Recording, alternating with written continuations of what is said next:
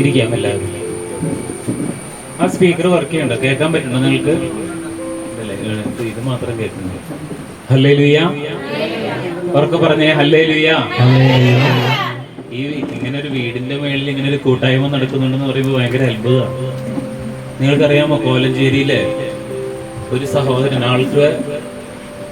ഒരു മാസത്തിൽ 25 കൂട്ടായ്മ ആള് നടത്തിയിരുന്നു. 25 കൂട്ടായ്മ. ആ 25 കൂട്ടായ്മയിൽ 24 കൂട്ടായ്മയിൽ നിന്നുപോയി.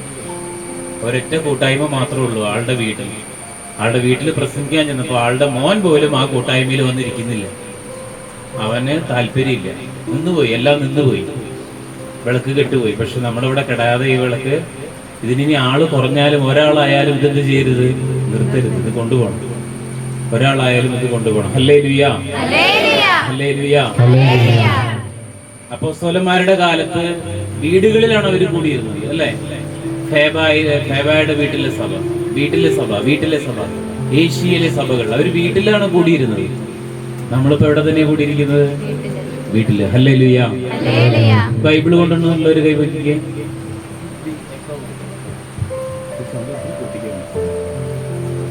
ബൈബിള് കൊണ്ടുവന്നിട്ടുള്ളവര് ഓക്കെ, എത്ര പേരുണ്ട്? 1 2 3 4 5 6 7 2 9 പേര്. ഒരു കൈയടി കൊടുത്ത് ബൈബിള് കൊണ്ടുപോകുന്നവർക്കൊരു കൈയടി. ബൈബിള് കൊണ്ടുവന്നിട്ടില്ലെങ്കിൽ എല്ലാം പെട്ടുപോയി. ഞാനും അമ്മയും കൂടി റേഷൻ കടയിൽ പോയി. എൻ്റെ അമ്മയെ സ്കൂട്ടറിൽ ഇരുത്തിയിട്ട് പോയി. ഉച്ച കഴിഞ്ഞ് 3 മണിയാകുമ്പോഴാണ് പോയത്. ഞാൻ കിടന്നുറങ്ങുന്ന സമയത്ത് അമ്മ പറഞ്ഞു, വാടാ റേഷൻ കടയിൽ ഒന്ന് പോകാന്ന് പറഞ്ഞു. ഞാനിനി പ്രാർത്ഥനാക്കാരനായിട്ട് ഒന്നും അന്വേഷിക്കാതെ, വീട്ടിലെ കുടുംബക്കാരും ശ്രദ്ധിക്കാതെ അമ്മയെ സ്കൂട്ടറിൽ ഇരുത്തി ഒരു പേരുത്ത് റേഷൻ കാർഡിലേക്ക് ചെന്ന് ഫ്രണ്ടിലേക്ക് ഇറങ്ങി. അമ്മ സാരിയൊക്കെ കുടഞ്ഞ് താഴെ ഇറങ്ങി നിന്ന് നോക്കുന്നു. റേഷൻ കാർഡില്ല, സഞ്ചിയില്ല, ഒന്നുമില്ല. ഭാഗ്യം ഞാൻ മുണ്ടെടുത്തിട്ടുണ്ടായിരുന്നു. ഞാൻ അത് മറന്നു പോയിരുന്നെങ്കിലോ. അങ്ങനെ അവിടെ ചെന്നു. അവിടെ ഈ റേഷൻ കടയിൽ ഇരിക്കുന്നവൾ വർഗീസേട്ടനാ, ഞങ്ങളുടെ ഇടവക്കാരനാ. ഞാൻ വർഗീസേട്ടനോട് പറയണം, വർഗീസേട്ടാ ഇന്നലെ കുർബാനയ്ക്ക് കണ്ടല്ലേ, വർഗീസേട്ടൻ എനിക്ക് ഫ്രീ ആയിട്ട് തരുമോ? റേഷൻ കാർഡ് ഇല്ലാതെ തരുമോ? തരില്ല എന്ന് പറഞ്ഞതുപോലെ ദൈവത്തിന്റെ വചനം നിങ്ങൾ ഇങ്ങോട്ട് വരുമ്പോൾ ഈ ബൈബിൾ എടുത്ത് കൈപിടിക്കണം. ഇത് ബൈബിൾ ഇല്ലാത്തൊരു രക്ഷയില്ല. നിന്റെ നല്ല കാലത്ത് നീ ബൈബിൾ ചുമന്നാൽ നിന്റെ കഷ്ടകാലത്ത് ഈ ബൈബിൾ നിന്നെ ചുമക്കും. ഹല്ലേലൂയ എന്ന് പറഞ്ഞ് ഞാൻ പറഞ്ഞെന്ന് നിന്റെ നല്ല കാലത്ത് നീ ബൈബിൾ ചുമന്നാൽ നിന്റെ കഷ്ടകാലത്ത് ഈ ബൈബിൾ നിന്നെ ചുമക്കും. നിങ്ങൾ ഇപ്പൊ നല്ല കാലമുണ്ട്, നല്ല കാലത്ത് നിങ്ങൾ ഈ ബൈബിൾ ഇങ്ങനെ ചുമന്നു വന്നു. ഇനി കഷ്ടകാലത്ത് ഈ ബൈബിളിന്റെ പുറത്ത് കയറിയിരുന്ന് പോകാൻ പറ്റുന്നതാണോ? അല്ല അതിന്റെ അർത്ഥം, അല്ലേ? ഒരു വചനം എടുത്തേ, യോഹന്നാന്റെ സുവിശേഷം എടുത്തേ. യോഹന്നാന്റെ സുവിശേഷം 1-ാം അധ്യായം എടുത്തേ. യോഹന്നാന്റെ സുവിശേഷം 1-ാം അധ്യായം 1-ാമത്തെ വാക്യം എടുത്തേ. ഇതിനെടുക്കുന്നുണ്ടല്ലോ, അതിനെടുക്കുന്നുണ്ടോ? അതിൽ നോക്കിയിരുന്നാ മതി. വായിച്ചേ, എല്ലാവരും ചേർന്ന് വായിച്ചേ. ആദിയിൽ വചനം. ചില ആളുകൾ പറയും ബൈബിളൊക്കെ ഈ ഉണ്ടായതല്ലേ, അങ്ങനെ പറയാറില്ലേ? ബൈബിൾ അച്ചടിച്ചിട്ട് എത്ര നാളായി? പക്ഷെ ഇവിടെ ബൈബിളിൽ എഴുതി വെച്ചിരിക്കുന്നു, ആദിയിൽ വചനം ഉണ്ടായി. അങ്ങനെയാണോ എഴുതിയിരിക്കുന്നത്? പിന്നെയോ ആദിയിൽ വചനം ഉണ്ടായിരുന്നു. അപ്പൊ വചനം എപ്പോഴുണ്ടായെന്ന് പോലും ആർക്കും അറിയില്ല. പിന്നെയോ വചനം ദൈവമായിരുന്നു. ആദിയിൽ വചനം ഉണ്ടായിരുന്നു, ആ വചനം ദൈവമായിരുന്നു, ദൈവത്തോട് കൂടെയായിരുന്നു. ഇല്ല, അങ്ങനെയല്ല എഴുതിയിരിക്കുന്നത്. പിന്നെയോ വചനം ദൈവമായിരുന്നൊക്കെ എഴുതി കഴിഞ്ഞിട്ട് അപ്പൊ അപ്പുറത്തേക്ക് മറിച്ച് ഒരു പേജൊന്നും മറിച്ച് 14-ാമത്തെ വാക്യം വായിച്ച്. 14-ാമത്തെ വാക്യം എന്താ എഴുതിയിരിക്കുന്നത്? 14-ാമത്തെ വചനം മാംസമായി നമ്മുടെ ഇടയിൽ വസിച്ചു. വചനം മാംസമായി നമ്മുടെ ഇടയിൽ വസിച്ചു. വചനം ആരാണ്? ദൈവമായിരുന്നു. ആ വചനം മാംസമായി എന്ന് പറഞ്ഞ ആരായി? യേശുവായിട്ട് നമ്മുടെ കൂടെ വസിച്ചു. അപ്പൊ വചനം ഒരു വീട്ടിലുണ്ടെങ്കിൽ, ഒരു കൂട്ടായ്മയിൽ അവിടെ ആരുണ്ടെന്ന് അർത്ഥം? വചനം ഇല്ലെങ്കിൽ ആരില്ല എന്നർത്ഥം. അപ്പൊ ദൈവവചനത്തിൽ ആശ്രയം വെച്ചിട്ടില്ലെങ്കിൽ, ഈ വചനം ഉണ്ടെങ്കിൽ എല്ലാം നടക്കുള്ളൂ. നിങ്ങൾക്കറിയാമോ, നമ്മുടെ ഈ ഭൂമിയില്ലേ, ഈ ഭൂമിയെക്കാളും വലിപ്പമുള്ളതാണ് സൂര്യൻ. എത്ര വലിപ്പമുണ്ടെന്ന് അറിയാമോ? ഈ ഭൂമിയുടെക്കാളും 13 ലക്ഷം മടങ്ങ് വലിപ്പമുണ്ട് അത്ര ഭൂമി, അല്ല സൂര്യൻ. അതായത് സൂര്യന്റെ ഉള്ളിൽ ഒരു ഭൂമിനെ കൊണ്ടുവയ്ക്കാം, വീണ്ടും ഒരു ഭൂമിനെ കൊണ്ടുവയ്ക്കാം, വീണ്ടും ഒരെണ്ണത്തിനെ കൊണ്ടുവയ്ക്കാം. അങ്ങനെ വെച്ച് 13 ലക്ഷം ഭൂമിനെ ഇതിൻ്റെ ഉള്ളിൽ കൊണ്ടുവയ്ക്കാം. എന്താന്ന് ആലോചിച്ച് നോക്കിയേ. അങ്ങനെ സൂര്യനെ പോലെ 10,000 കോടി നക്ഷത്ര മണ്ഡലങ്ങൾ എവിടെയുണ്ട്? ഈ പ്രപഞ്ചത്തിലുണ്ട്. ഈ പ്രപഞ്ചത്തെ ഉണ്ടാകട്ടെ എന്നൊരൊറ്റ വാക്കുകൊണ്ട് വിളിച്ചു വരുത്തിയവനാണ് നമ്മുടെ ദൈവം. ഹല്ലേലൂയ. എങ്ങനെ വിളിച്ചു വരുത്തിയത്? ഉണ്ടാകട്ടെ എന്ന് പറഞ്ഞപ്പോൾ. അപ്പൊ ദൈവത്തിന്റെ വചനത്തിന്റെ കരുത്താലോചിച്ച് നോക്കിയേ. ആ വചനമാണ് നമ്മുടെ കയ്യിലിരിക്കുന്നത്. അടുത്ത പ്രാവശ്യം വരുമ്പോ എല്ലാവരും വേദപുസ്തകം കൊണ്ടുവരണം. യാക്കോബായക്കാർ ഇവിടെ ഉണ്ടെങ്കിൽ യാക്കോബായ സഹോദരങ്ങൾ കണ്ടാ ദൈവമേ കൈതാത്തി. ഞാൻ സുവിശേഷ വേലയ്ക്ക് ഇറങ്ങുന്ന സമയത്ത് ഞാൻ ആദ്യം യാക്കോബായ സഹോദരങ്ങളുടെ അവിടെ പോയിരുന്നു. എല്ലാവരും കറുത്ത ചട്ടയുള്ള ബൈബിള് കൊണ്ടുവരും. അപ്പൊ ഞാൻ ആലോചിക്കും, ഞങ്ങളുടെ പള്ളിയിലൊന്നും ആരും ബൈബിള് കൊണ്ടുവരാറേ ഇല്ലല്ലോ. കുർബാന പുസ്തകം കൊണ്ടുവരും, ബൈബിൾ കൊണ്ടുവരില്ല. പക്ഷെ ഇപ്പൊ തിരിച്ചാ എന്തായി? ഞങ്ങൾ ബൈബിൾ എടുത്തു, നിങ്ങളൊക്കെ അവിടെ വെച്ചു ബൈബിള് ഷെഡിൽ കയറ്റി. അതാണ് ബൈബിള് ഷെഡിൽ കയറ്റി. ബൈബിളിൽ എന്തുണ്ടായിരിക്കണം? ബൈബിൾ കയ്യിലുണ്ടായിരിക്കണം. ഹല്ലേലൂയ. ഞാന് മിനിഞ്ഞാന്ന് തൃശ്ശൂരായിരുന്നു പ്രസംഗിച്ചത്. അതിന്റെ തലേന്ന് തൃശ്ശൂരായിരുന്നു. ഇന്നലെ പാലക്കാടാണ് പ്രസംഗിച്ചത്. അപ്പൊ ഇതുപോലെ പൗലോസ് ശ്ലീഹ ഒരു സ്ഥലത്ത് പ്രസംഗിക്കാൻ പോയി. ആ സ്ഥലം എവിടെയെന്ന് അറിയാമോ നിങ്ങള്? തെസലോനിക്ക എന്ന് പറയുന്ന സ്ഥലമാണ്. തെസലോനിക്ക ഒന്നെടുത്ത്. തെസലോനിക്ക അത് എടുക്കണം. അപ്പോസ്തല പ്രവർത്തനം 17-ാമത്തെ അധ്യായം എടുത്ത്. അപ്പോസ്തല പ്രവർത്തനം തെസലോനിക്ക എന്ന് പറഞ്ഞേ ഏതാണ്? മുസ്ലിംസ് ഒക്കെ പേര് ഹനീഫിക്ക, സലീമിക്ക എന്ന് പറഞ്ഞ പോലെ ഇക്കയാണ് ഏത്? തെസലോനിക്ക. അപ്പൊ ഓർത്തിരിക്കാൻ എളുപ്പമുണ്ട്. തെസലോനിക്ക എടുത്ത് 17-ാമത്തെ അധ്യായം എടുത്ത്. തെസലോനിക്ക ലേഖനം അപ്പോസ്തല പ്രവർത്തനങ്ങൾ 17-ാമത്തെ അധ്യായം എടുത്തോ. അപ്പോസ്തല പ്രവർത്തനം 17-ാം അധ്യായം. ബൈബിൾ കൊണ്ടുവരാത്തവർ ഇവിടെ നോക്കിയിരുന്നാൽ മതി, നമ്മൾ എടുത്തു തരും. 17-ാമത്തെ അധ്യായം എടുത്തോ. ഓക്കെ, എല്ലാവരും എടുക്കട്ടെ. 17-ാമത്തെ അധ്യായത്തിന്റെ ഹെഡിങ് എന്താണ്? തെസലോനിക്കായിൽ പൗലോസ് ലീഹ. ഞാൻ ഇന്നലെ പാലക്കാട് ശുശ്രൂഷയ്ക്ക് പോയ പോലെ പൗലോസ് ലീഹ എവിടെ ഹോളിംഗ് ഉണ്ടാണ്ട്. പൗലോസ് ലീഹ എവിടെ എത്തി? തെസലോനിക്കയിൽ വചനം പ്രസംഗിക്കാൻ പോയി. അവിടെ വചനം പ്രസംഗിച്ച് അവിടെ നിന്ന് കിട്ടി? നല്ല തല്ല് കിട്ടി. എല്ലാവരും കൂടി പിടിച്ചു വലിച്ചിറക്കി. പക്ഷെ അവിടെ നിന്ന് ഒരു വിധത്തിൽ ആള് ഓടി രക്ഷപ്പെട്ടു. മനസ്സിലായോ? എവിടേക്ക് ഓടി? കുറേ ദൂരം ഓടി അടുത്ത സ്ഥലത്തെത്തി. അടുത്ത ഹെഡിങ് എന്താണ് എഴുതിയിരിക്കുന്നത്? ഇപ്പൊ എവിടെ എത്തി? തെസലോനിക്കയിൽ അടി കിട്ടിയിട്ട് ബെറോയയിലെത്തി. എന്ത് പറ്റി? അത് ഈ തോർത്തിന്റെ ആയിരിക്കും. അപ്പൊ ഇപ്പൊ പൗലോസ് ശ്ലീഹ തെസലോനിക്കയിൽ അടി കിട്ടിയിട്ട് എവിടേക്ക് ഓടി? എവിടെ എത്തി? ബെറോയയിലെത്തി. എന്ന് പറഞ്ഞ സ്ഥലത്തിന്റെ പേര് ബെറോയിലെത്തി. ഇനി അവിടത്തുനിന്ന് വായിക്കട്ടോ. നമുക്കൊന്ന് വായിച്ചേ. 10-ാമത്തെ വാക്യം തുടങ്ങി വായിക്കണം. വായിച്ചേ. രാത്രിയായപ്പോൾ സഹോദരന്മാർ പെട്ടെന്ന് എവിടെന്ന്? തെസലോനിക്കായില് ഇന്ന് അടി കിട്ടിയപ്പോ രാത്രി വണ്ടി കയറി. അവിടെ നിന്ന് എന്ത് ചെയ്തു? വേറെ രക്ഷപ്പെട്ടോ? ഇവിടെ നിന്ന് പ്രശ്നമാണെന്ന് പറഞ്ഞിട്ട് വണ്ടി കയറിപ്പോയി. ഇപ്പൊ എന്നിട്ട് എവിടെ എത്തി? ബെറായിലെത്തി. ഇനി വായിച്ചേ. അവർ അവിടെ എത്തി യഹൂദരുടെ സിനഗോഗിലേക്ക് പോയി. ഈ സ്ഥലത്തെ യഹൂദർ തെസലോനിക്കായിലുള്ളവരെക്കാൾ മാന്യന്മാരായിരുന്നു. പിന്നെയോ ഇവർ അതീവ താല്പര്യത്തോടെ വചനം സ്വീകരിച്ചു. അവർ പറഞ്ഞത് സത്യമാണോ എന്ന് അറിയുവാൻ വിശുദ്ധ ഗ്രന്ഥങ്ങൾ അനുദിനം പരിശോധിക്കുകയും ചെയ്തിരുന്നു. തെസലോനിക്കായിൽ എവിടേക്ക് ഓടി? ബെറോയിലെ ആളുകളെ കുറിച്ച് ഇവിടെ എഴുതിയിരിക്കുക. അവര് നല്ല മാന്യന്മാരായിരുന്നു. യാക്കോബായക്കാരെ സഹോദരങ്ങളുടെ ബൈബിളിൽ ബെറോയയിലെ ആളുകൾ തെസലോനിക്കായിലുള്ളവരെക്കാൾ ഉത്തമന്മാരായിരുന്നു. എങ്ങനെയുള്ളവരായിരുന്നു? സത്യവേദ പുസ്തകത്തിൽ എഴുതിയേക്കുക മാന്യന്മാരാണെന്ന് നമ്മുടെ ബൈബിളിൽ എഴുതിയിരിക്കുന്നത്. ഞങ്ങളുടെ ബൈബിളിൽ ഇപ്പൊ ഞങ്ങളുടെ ബൈബിൾ നിങ്ങളുടെ ബൈബിൾ എന്നൊക്കെ ആയിപ്പോ അല്ലെ. ഇനി കുറെ നാൾ പറയും ഞങ്ങളുടെ യേശു നിങ്ങളുടെ യേശു. ശ്രീനാരായണ ഗുരു ഈഴവനായിരുന്നു. അറിയാമോ നിങ്ങൾക്ക്? ശ്രീനാരായണ ഗുരു ശിവന്റെ രൂപം വെച്ച് പ്രാർത്ഥിച്ചപ്പോ മുതിർന്ന ജാതിക്കാര് ബ്രാഹ്മൺസ് ഒക്കെ നമ്പൂതിരിമാര് എന്ന് പറഞ്ഞു, നിങ്ങള് ശിവനെ വെച്ച് പ്രാർത്ഥിക്കാൻ പറ്റില്ല, ശിവൻ ഞങ്ങളുടെ ദൈവമാണെന്ന് പറഞ്ഞു. അപ്പൊ ശ്രീനാരായണ ഗുരു പറഞ്ഞു, ഞാൻ കൊണ്ടു നടക്കുന്ന ശിവൻ ഏഴുവ ശിവനാണ് പറഞ്ഞു. നിങ്ങളുടെ ശിവൻ വേറെ ശിവൻ, ഇത് ഏഴുവ ശിവനാന്ന് പറഞ്ഞു. എന്ന് പറഞ്ഞ പോലെ ഇനി കുറെ നാൾ കഴിയുമ്പോൾ പറയുന്നത് നിങ്ങളുടെ യേശു ഞങ്ങളുടെ യേശു എന്നൊക്കെ പറയും. ഇപ്പൊ നിങ്ങളുടെ ബൈബിളായിരുന്നു. അപ്പോ തെസലോനിക്കായിലുള്ള ആളുകളെക്കാളും മാന്യന്മാരായിരുന്നു എവിടെയുള്ളവര്. എന്താ കാരണം? ഒരു തല്ലിയൊന്നുമില്ല. ആര്? തെസലോനിക്കക്കാർ നല്ല അടി കൊടുത്തിട്ടാ വിട്ടതേ. ഇവിടുത്തെ ആളുകൾ നല്ല മാന്യന്മാർ. എന്താ കാരണം? ഇവർ അതീവ താല്പര്യത്തോടെ വചനം സ്വീകരിച്ചു. നിങ്ങൾ താല്പര്യത്തോടു കൂടിയാണ് ഇരിക്കണേ. അതോ ഇനി വന്നു പോയതാണെങ്കിൽ ഒരു വാതിലേ ഉള്ളൂ, പുറകെ കൂടി ഇറങ്ങി പോകാനും പറ്റില്ല. പള്ളിയുടെ ഒക്കെ ആണെങ്കിൽ ഏതെങ്കിലും ഒരു വാതിലിൽ കൂടി ഇറങ്ങി പോവാ. ഇത് ഇറങ്ങി പോകാനും പറ്റില്ല. മേളിലേക്ക് ഒരു കോണിയാണ് വെച്ചേക്കണേ. താല്പര്യത്തോടു കൂടിയാണ് ഇരിക്കണേ. അങ്ങനെ ഇരിക്കണം താല്പര്യത്തോടു. ഒരു ദിവസം ഒരു 10 നിര കെട്ടിടം ഉണ്ടായിരുന്നു. 10 നിരക്ക് ഇങ്ങനെ കെട്ടിടം നിൽക്കണ്ടായി. ആ കെട്ടിടത്തിൽ തീ പിടിച്ചു. തീ പിടിച്ചപ്പോ ആരോ ഫോൺ ചെയ്ത് പറഞ്ഞു, ഫയർഫോഴ്സിന്റെ ഓഫീസല്ലേ, അവ കെട്ടിടത്തിന് തീ പിടിച്ചു, ആളുകളൊക്കെ കുടുങ്ങി കിടക്കുന്നു, രക്ഷിക്കണേന്ന് പറഞ്ഞു. ആളുകൾക്കൊന്നും അങ്ങോട്ട് ചെല്ലാൻ പറ്റില്ല. തീ പിടിച്ചിട്ട് ജോലി ബ്രദറെ, തീ പിടിച്ചിട്ട് ആർക്കും പോകാൻ പറ്റാതായി. പക്ഷെ ഫയർഫോഴ്സിന്റെ വണ്ടി വന്നു. വണ്ടി പാഞ്ഞു വരിക മാത്രമല്ല, ആ തീയുടെ ഉള്ളിലേക്ക് ഓടിച്ചു കയറ്റി. നമ്മളാണെങ്കിൽ കയറ്റോ തീയുടെ ഉള്ളിലേക്ക്? ഇല്ല, നിർത്തിയില്ല. ഈ ഫയർഫോഴ്സിന്റെ വണ്ടി ഇടിച്ചു കയറി ആ ഫയർഫോഴ്സുകാർ അതിനകത്തുള്ള എല്ലാവരെയും രക്ഷിച്ച് പുറത്തേക്ക് കൊണ്ടുവന്നപ്പോ എല്ലാവരും കൈയടിച്ചു. എന്നിട്ട് പറഞ്ഞു, നമ്മുടെ ഫയർഫോഴ്സ്, കേരള ഫയർഫോഴ്സ് ധീരമായ പ്രവൃത്തി ചെയ്തു, എത്ര പാവങ്ങളെയാണ് രക്ഷിച്ചത്, അതുകൊണ്ട് ഫയർഫോഴ്സിനെ അനുമോദിക്കണം എന്ന് പറഞ്ഞു. അങ്ങനെ ഫയർഫോഴ്സിന് എല്ലാവരും വിളിച്ചു കൂട്ടി ഒരു 20,000 രൂപ ക്യാഷ് അവാർഡ് കൊടുക്കുകയാണ്. ആർക്ക്? ഫയർഫോഴ്സിന്.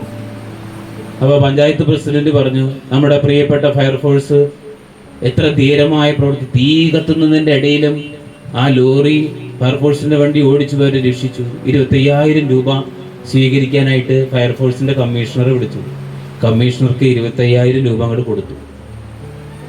എന്നിട്ട് പറഞ്ഞു, പത്രക്കാരൊക്കെ അവിടെ ഇരിക്കണായിരുന്നു. പത്രക്കാർ ചോദിച്ചു, ഫയർഫോഴ്സ് സാർ ഒരു മിനിറ്റ് ഇങ്ങോട്ട് വരാൻ പറഞ്ഞു. എന്നിട്ട് ടി വിക്കാർ ചോദിച്ചു, ഈ 25,000 രൂപ കൊണ്ട് താങ്കൾ എന്ത് ചെയ്യാനാണ് ഉദ്ദേശിക്കുന്നതെന്ന് ചോദിച്ചു. ആരോട് ചോദിച്ചു? അപ്പൊ ഫയർഫോഴ്സിന്റെ ഓഫീസർ പറഞ്ഞു, പ്രിയപ്പെട്ടവരെ, ഈ 25,000 രൂപ കൊണ്ട് ഞാൻ ആദ്യം ആ ലൊടുക്ക് വണ്ടിക്ക് ഒരു ബ്രേക്ക് പിടിപ്പിക്കുന്നു പറഞ്ഞു. ഏത് വണ്ടിക്ക്? ഫയർഫോഴ്സിന് വണ്ടിക്ക്. സത്യം പറഞ്ഞ പുള്ളിക്കാരൻ അവിടെ എത്തിയപ്പോ തീ കണ്ടപ്പോ ബ്രേക്ക് ചവിട്ടി. പക്ഷെ വണ്ടി എന്ത് ചെയ്തില്ല? വണ്ടി നിന്നില്ല. സ്നേഹം കൊണ്ട് പോയതൊന്നുമല്ല, പിന്നെയോ ബ്രേക്കില്ലാണ്ട് പോയതാണ്. പിന്നെ പോയപ്പോ എല്ലാവരും രക്ഷിച്ച് പുറത്തേക്ക് വന്നു. ആൾക്കും രക്ഷപ്പെടുന്നല്ലോ. കുറെ പേര് ടൂറ് പോയി. ഉല്ലാസ കപ്പലിൽ ടൂറ് പോയപ്പോ ഒരു കൊച്ചു കപ്പലിൽ നിന്ന് വെള്ളത്തേക്ക് പോയപ്പോ ആരും രക്ഷിക്കില്ല. കൊച്ചിന്റെ അമ്മ കരച്ചിലായി. ഒരു ചെറുപ്പക്കാരനെ എടുത്ത് ചാടി കൊച്ചിനെ കെട്ടിപ്പിടിച്ച് ട്യൂബ് ഇട്ട് കൊടുത്ത് കൊച്ചിനെയും രക്ഷിച്ചു, ആളെ രക്ഷിച്ച് മുകളിലേക്ക് കയറ്റി. എന്നിട്ട് എല്ലാവരും കൈയടിച്ച് ചുറ്റും നിന്ന്, മിടുക്കൻ, ഈ ചെറുപ്പത്തിൽ തന്നെ എത്രയും ധീരമായ പ്രവൃത്തി ചെയ്തല്ലോ, ദൈവം അനുഗ്രഹിക്കും. അപ്പൊ അങ്ങനെയൊക്കെ പറഞ്ഞപ്പോ ഇവരൊക്കെ സംസാരിക്കട്ടെ, ഇവനിങ്ങനെ പുറകിലേക്ക് തിരിഞ്ഞു നോക്കുന്നുണ്ട്. അപ്പോ ആളുകൾ ചോദിച്ചു, എടാ തന്നെ ഇക്കരെ പൊക്കി അടിക്കുന്ന സമയത്ത് പൊക്കി പറയാ, താൻ നല്ല കാര്യം ചെയ്തു, താൻ എന്താ അവിടെ ഇവിടെ നോക്കി നിൽക്കണേ? അപ്പോ ആ ചെറുപ്പക്കാരൻ പറഞ്ഞു, അതൊന്നുമല്ല, ഏതോ ഒരു തെണ്ടി എന്നെ പുറകിന്ന് ചവിട്ടി, അതാരാണെന്ന് അറിയാൻ വേണ്ടിയിട്ടാണ്. ഇയാൾ കൊച്ചിനെ രക്ഷിക്കാൻ വേണ്ടി ചാടിയൊന്നുമല്ല, പിന്നെയോ പുറകിൽ നിന്ന് ആരും എടുത്ത് ചവിട്ട് കൊടുത്തു. അവൻ വെള്ളത്തിൽ വീണപ്പോ ട്യൂബ് ഇട്ട് വന്നപ്പോ രണ്ടാളും കൂടി പിടിച്ച് കയറി എന്നുള്ളത്. അങ്ങനെ വന്നവരാണോ നിങ്ങൾ? ആരെങ്കിലും തള്ളി വിട്ടിട്ട് ഈ ബ്രദർമാർ എന്ത് വിചാരിക്കും? വേളാങ്കണ്ണിക്കൊക്കെ പോയപ്പോ നല്ല ടൂറൊക്കെ ആയിരുന്നു, ഇനിയിപ്പോ പ്രാർത്ഥനയ്ക്ക് വന്നില്ല, അങ്ങനെ വന്നിട്ടുള്ളവരുണ്ടാവും. താല്പര്യത്തോടു കൂടി വന്നാലാണ് ആരനുഗ്രഹിക്കുക? ദൈവം ഇവിടെ ഇരിക്കുന്നവരുടെ ഹൃദയത്തിലേക്ക് നോക്കുക. ഒരാൾ ഇവിടെ വരാൻ കഴിയാതെ രോഗിയായി വീട്ടിലിരുന്ന്, ഈ ദൈവമേ എനിക്ക് ഇവിടെ ഇരുന്ന് പങ്കെടുക്കാൻ പറ്റില്ലല്ലോ എന്ന് ഓർക്കുന്നുണ്ടെങ്കിൽ അനുഗ്രഹം എവിടേക്ക് ചെല്ലും? അവിടേക്ക് ചെല്ലും. ഹല്ലേലൂയ. ഇങ്ങനെ പ്രസംഗിച്ച പോരെ? അതായത് വലിയ രാഷ്ട്രീയക്കാർ പ്രസംഗിക്കുന്ന പോലെ പ്രസംഗിക്കണം. ചിലവരുടെ ധാരണ എന്തെന്ന് പറയോ, അഭിഷേകം പറഞ്ഞെങ്കിൽ ഭയങ്കര നിലവിളിച്ച് രാഷ്ട്രീയക്കാർ പ്രസംഗിക്കുന്ന പോലെ. ഒരു രാഷ്ട്രീയക്കാരൻ പ്രസംഗിച്ചതാ, പ്രിയപ്പെട്ടവരെ, എന്റെ പ്രസംഗത്തിന്റെ ആദ്യത്തെ ലക്ഷ്യം ഇവിടത്തെ ഉന്നമനമാണ്. ഇവിടത്തെ വളർച്ചയാണ് ആളുടെ ലക്ഷ്യം. അങ്ങനെയല്ല. നമുക്ക് യേശു ക്രിസ്തു എങ്ങനെയാ പഠിപ്പിച്ചിട്ടുണ്ടാവുക? അന്ന് മൈക്കൊന്നുമില്ല. അപ്പൊ എന്ത് ചെയ്യുന്നറിയോ? 5000 പേരൊക്കെ വരുമ്പോ ഇവിടെ നമ്മളിപ്പോ 100 പേരിൽ താഴെയുള്ളൂ. എന്നിട്ട് 2 സ്പീക്കർ വേണം അല്ലേ? യേശു ക്രിസ്തുവിന്റെ കാലത്ത് ഒന്ന് യേശു മലയുടെ അവിടെയാണ് പ്രസംഗിച്ചത്. മലയിൽ എന്ത് ചെയ്യും? ആ എക്കോ വരും. നിങ്ങൾ ചെന്ന മലയുടെ അവിടെ ചെന്ന് കൂവി നോക്കി തിരിച്ചിങ്ങോട്ട് പോവും. അങ്ങനെയാണ് യേശു പ്രസംഗിച്ചത്. കടലില്, ഈ കടലോരത്ത് കടൽ ഭിത്തിയിൽ എന്തുണ്ട്? കല്ലുകളുണ്ട്, പാറക്കൂട്ടങ്ങളുണ്ട്. ആ പാറക്കൂട്ടങ്ങളിൽ തട്ടിയിട്ട് എന്തുണ്ടാവും? ശബ്ദം ഉണ്ടാവും. പിന്നെ അതിലും കൂടുതൽ ആള് വന്നാൽ ഇവിടെ നിന്ന് യേശു പറയും. അപ്പോ ഒരു 10 വാര അകലെ ഒരാൾ നിൽക്കുന്നുണ്ടാവും, അയാൾ പറയും. അങ്ങനെ പറഞ്ഞ് അങ്ങനെ ഓരോന്ന് അവനെന്ന് കേട്ടിരുന്നേ. നിങ്ങൾ ശ്രദ്ധിക്കണം, ഈ ബറയിലുള്ള ആളുകൾ അതീവ താല്പര്യത്തോടെ എന്ത് ചെയ്തു? അങ്ങനെ താല്പര്യത്തോട് കൂടി ഇവിടെ ഇരിക്കുമ്പോ, കർത്താവേ, ഞാൻ നിന്റെ വചനം, ഇത് എനിക്ക് വേണ്ടിയുള്ള വചനമാണെന്ന് ദാഹിച്ചിരിക്കുന്ന ആൾക്ക് ദൈവം സംസാരിക്കും. പിന്നെ അടുത്ത വാക്യം എന്താ? പൗലോസ് പറഞ്ഞത്, അല്ല അവര് പറഞ്ഞത് സത്യമാണോ എന്നറിയുവാൻ അനുദിനം പരിശോധിക്കുകയും ചെയ്തു. എല്ലാ ദിവസവും വചനം കേൾക്കും. പോയി കഴിഞ്ഞിട്ട് എന്ത് ചെയ്യും? ഇത് പറഞ്ഞതൊക്കെ ശരിയാണോ, പൗലോസും സീലാസും പറഞ്ഞതൊക്കെ ശരിയാണോ എന്ന് മറിച്ചു നോക്കും. ഞാനിവിടെ വന്ന് പ്രസംഗിച്ചു, അടുത്ത ആഴ്ച വേറെ ആൾ വന്ന് ഇതിന് നേരെ പ്രസംഗിച്ചു. ആര് പ്രസംഗിച്ചാലും എന്ത് പറയും? ആമീൻ. അങ്ങനെയല്ല. പിന്നെയോ ഈ പറയുന്നത് ശരിയാണോ എന്ന് നോക്കണ്ടേ? ഒന്നാമത് ഞാനൊരു ഹിന്ദു ആയിരുന്നു, ഹിന്ദു വിശ്വാസം എന്ന് വന്ന ആളാണ് ഞാൻ.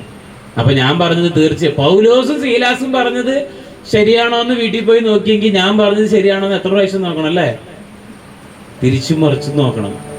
എന്തൊക്കെയാണ് ശരി, ഞാൻ പറഞ്ഞത് ശരിയാണോ? പിന്നെ മാത്രമല്ല, വലിയ പ്രായമൊന്നും ഇതൊരു പിയർ ചെക്കനെ വന്ന് പ്രസംഗിക്കണം, ഇത് പറയാൻ വല്ലതും അറിയോ? അങ്ങനെയൊക്കെ സംശയം ഉണ്ടാവില്ലേ നിങ്ങളുടെ ഉള്ളില്? അങ്ങനെ സംശയമുള്ളവർ മാത്രം പറഞ്ഞ ഹല്ലേലൂയ. 2-3 പേർക്ക് സംശയിക്കുന്നുണ്ട് കേട്ടാ. ചെറിയ ചെക്കനാണ് വന്നേക്കണത്. വണ്ടി കയറിയിട്ട് ഞാൻ എൻ്റെ പ്രായം പറഞ്ഞപ്പോ ജോലി ബ്രദർ പറഞ്ഞു, ആയി ചെറിയ ചെക്കനാണല്ലോ അല്ലേ മനസ്സിൽ വിചാരിച്ച്. ബ്രദറും പറഞ്ഞു ഹല്ലേലൂയ.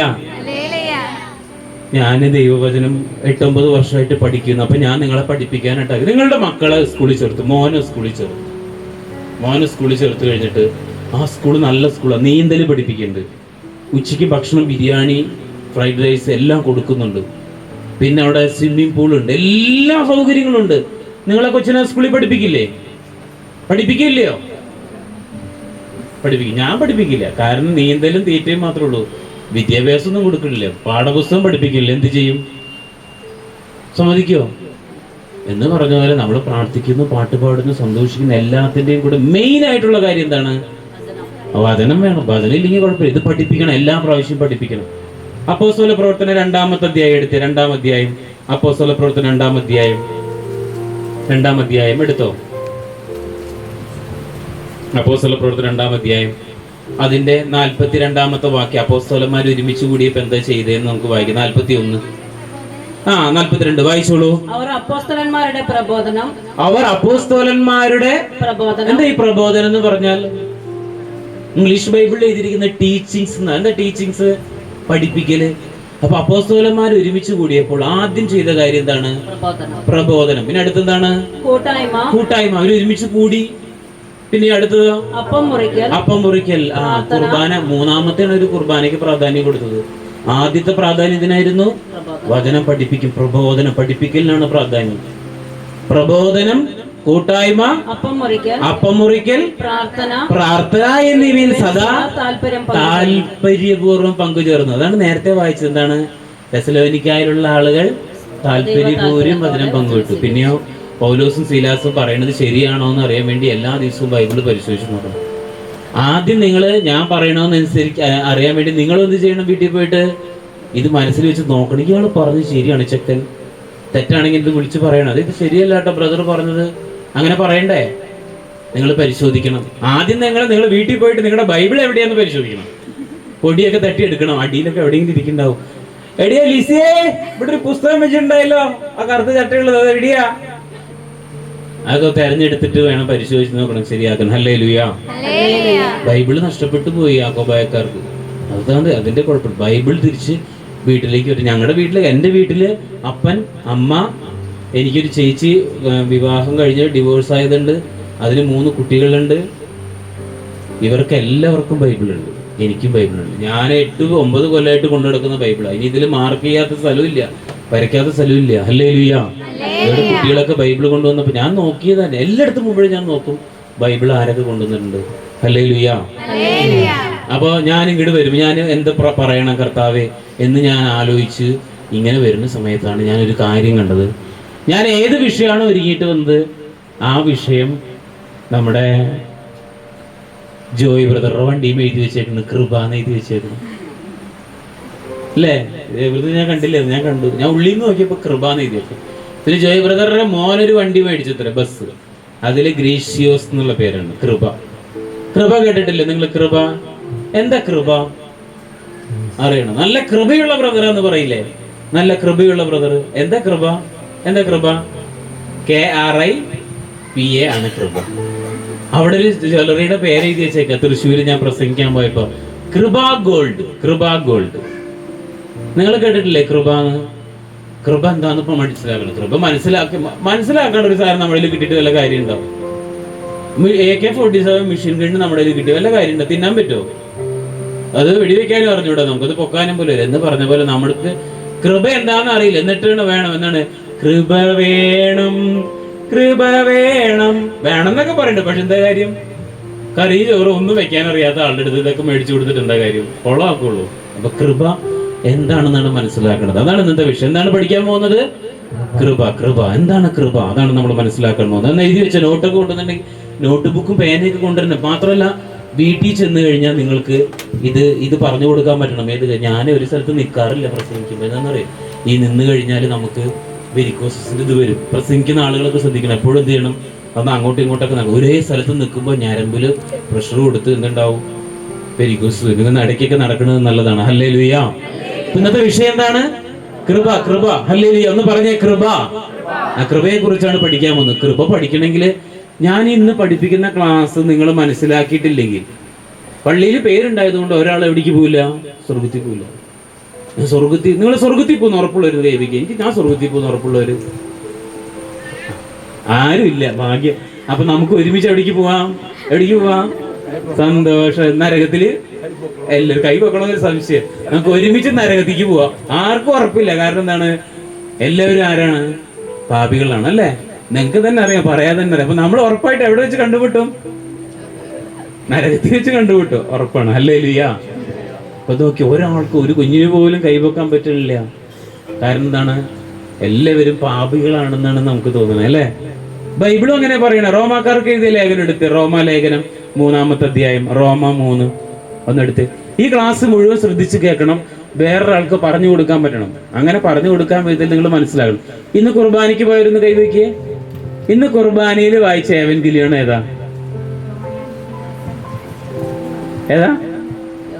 ഏതാന്ന് പറയാം. ഓർമ്മയുടെ ശ്രദ്ധിച്ചോന്നറിയണ. ഏതാ വായിച്ചേ? ഏതാ? എന്താ വായിച്ച സംഗതി? എന്താ?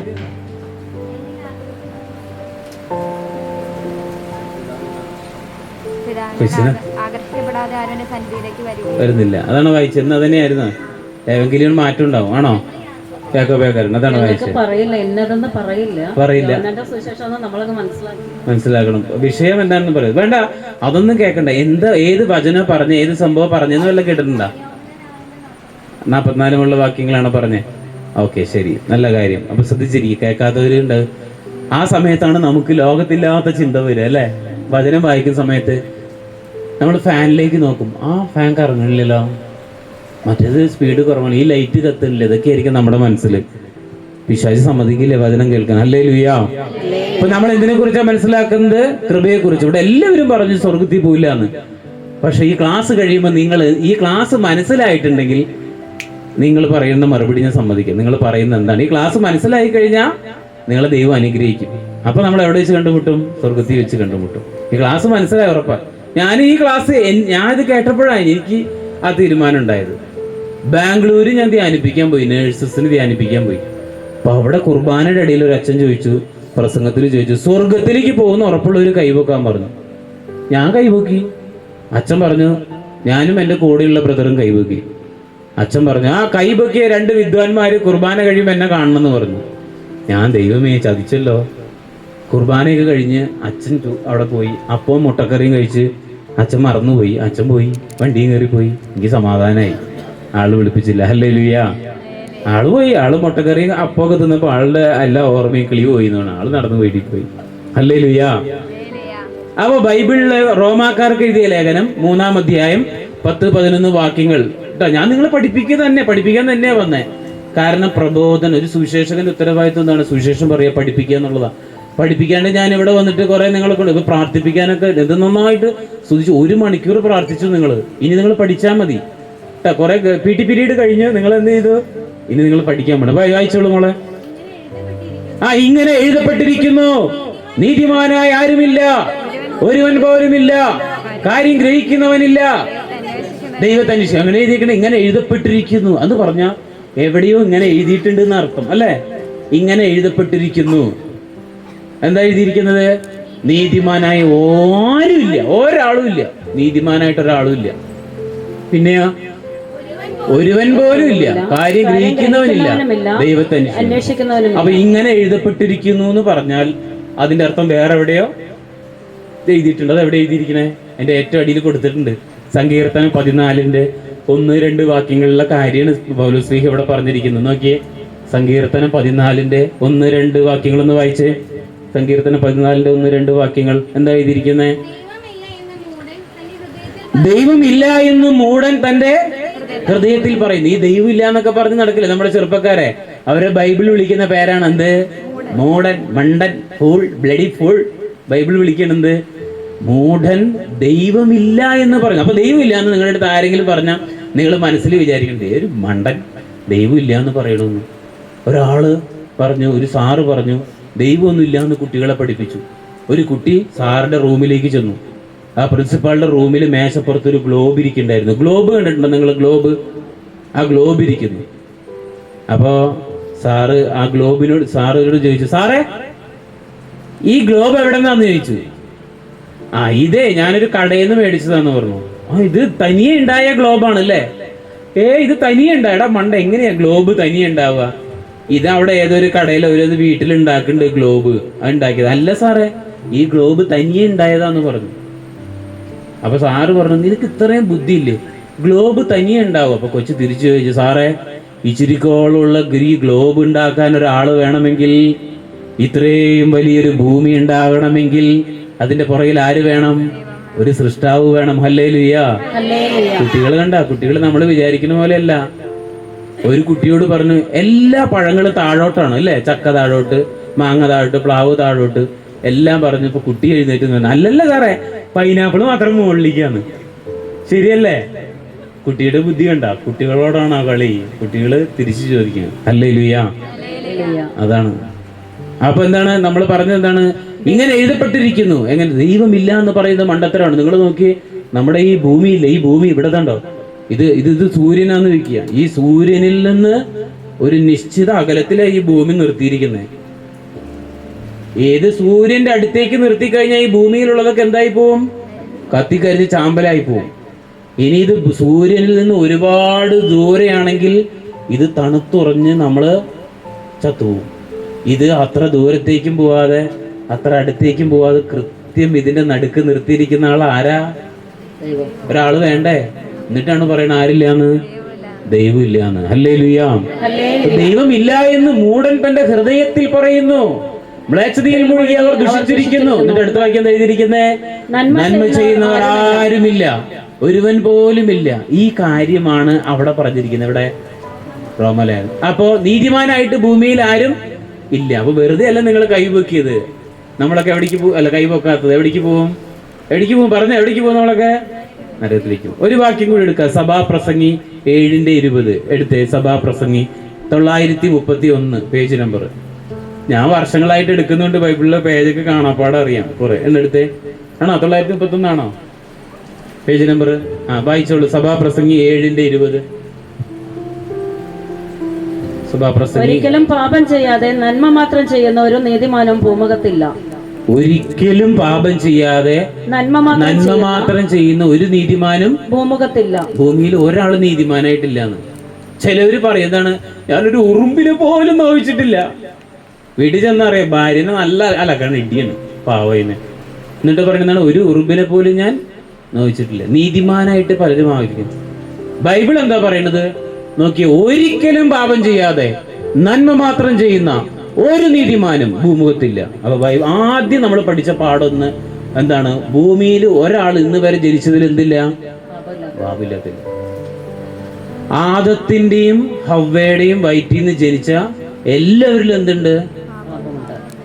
ചില ആളുകൾ പറയും ദൈവം ആദത്തെയും ഹവ്വേനെയും മാത്രമല്ല സൃഷ്ടിച്ചത്, അതുപോലെ കുറെ ആദവും കുറെ ഹവ്വയും ഉണ്ടായിരുന്നു. അത് തെറ്റാണ്. അങ്ങനെയാണെങ്കിൽ ഉത്ഭവ പാപം ഇല്ലാത്ത ആളുകൾ ഇവിടെ ഉണ്ടാവണ്ടേ? ദൈവം ആരിൽ നിന്ന്? ഒരുവനിൽ നിന്ന് എല്ലാ ജനപദങ്ങളെയും സൃഷ്ടിച്ചു. ഒരാണിൽ നിന്നാണ് വന്നത് കേട്ടോ. അത് തെറ്റുപഠിപ്പിക്കേണ്ടത്. ഇപ്പൊ യൂട്യൂബിലൊക്കെ ഒരാൾ തെറ്റുപഠിപ്പിക്കുന്നത് എന്താണ്? ദൈവം കുറെ സ്ത്രീകളെയും കുറെ പുരുഷനുണ്ടാക്കിയിട്ട്. അങ്ങനെയല്ല. പിന്നെയോ ഭൂതലമാകെ വ്യാപിച്ചു വസിക്കാൻ വേണ്ടി അവിടെ നിന്ന് ഒരുവനിൽ നിന്ന് എല്ലാ ജനപദങ്ങളെയും സൃഷ്ടിച്ചു. ഇവിടെ ശ്രദ്ധിക്കണേ, ആദവും ഹവ്വയും പാപം ചെയ്തില്ലേ? അപ്പൊ ഹവ്വയുടെ വയറ്റിൽ നിന്ന് വന്ന ആളുകളാണ് ആര്? നമ്മളൊക്കെ അല്ലേ? അവിടെ നിന്ന് നമ്മുടെ തലമുറ എവിടെ കിടക്കണ? ഏറ്റവും വേര് കിടക്കണത് അവിടെ കിടക്കണം. അതിൽ നിന്ന് വന്നവരാ. ഹവ്വയിൽ പാപമുള്ളത് കൊണ്ട് ആ രക്തത്തിൽ, മനുഷ്യന്റെ രക്തത്തിൽ വന്ന നമുക്ക് എല്ലാവർക്കും എന്തുണ്ട്?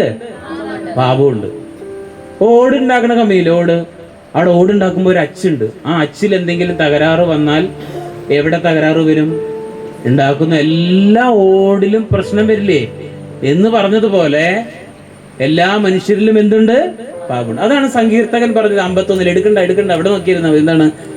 മാതാവിന്റെ ഉദരത്തിൽ ഉരുവാകുമ്പോഴേ ഞാൻ. ആര് പറഞ്ഞേ? ദാവീദ് പറഞ്ഞത് 51 സങ്കീർത്തനത്തില്. ഞാൻ നിങ്ങളെ പഠിപ്പിക്കുക തന്നെയാണ്. 1-ാമത്തെ പാഠം, ഭൂമിയിൽ എല്ലാ മനുഷ്യരുമാരാണ് എല്ലാവരും, ഒരാൾ പോലും ഇല്ല. അപ്പൊ നിങ്ങൾക്കൊരു സംശയം വരും, ഔസേ പിതാവ് ആരായിരുന്നു? നീതിമാനായിരുന്നു. നോഹ ആരായിരുന്നു?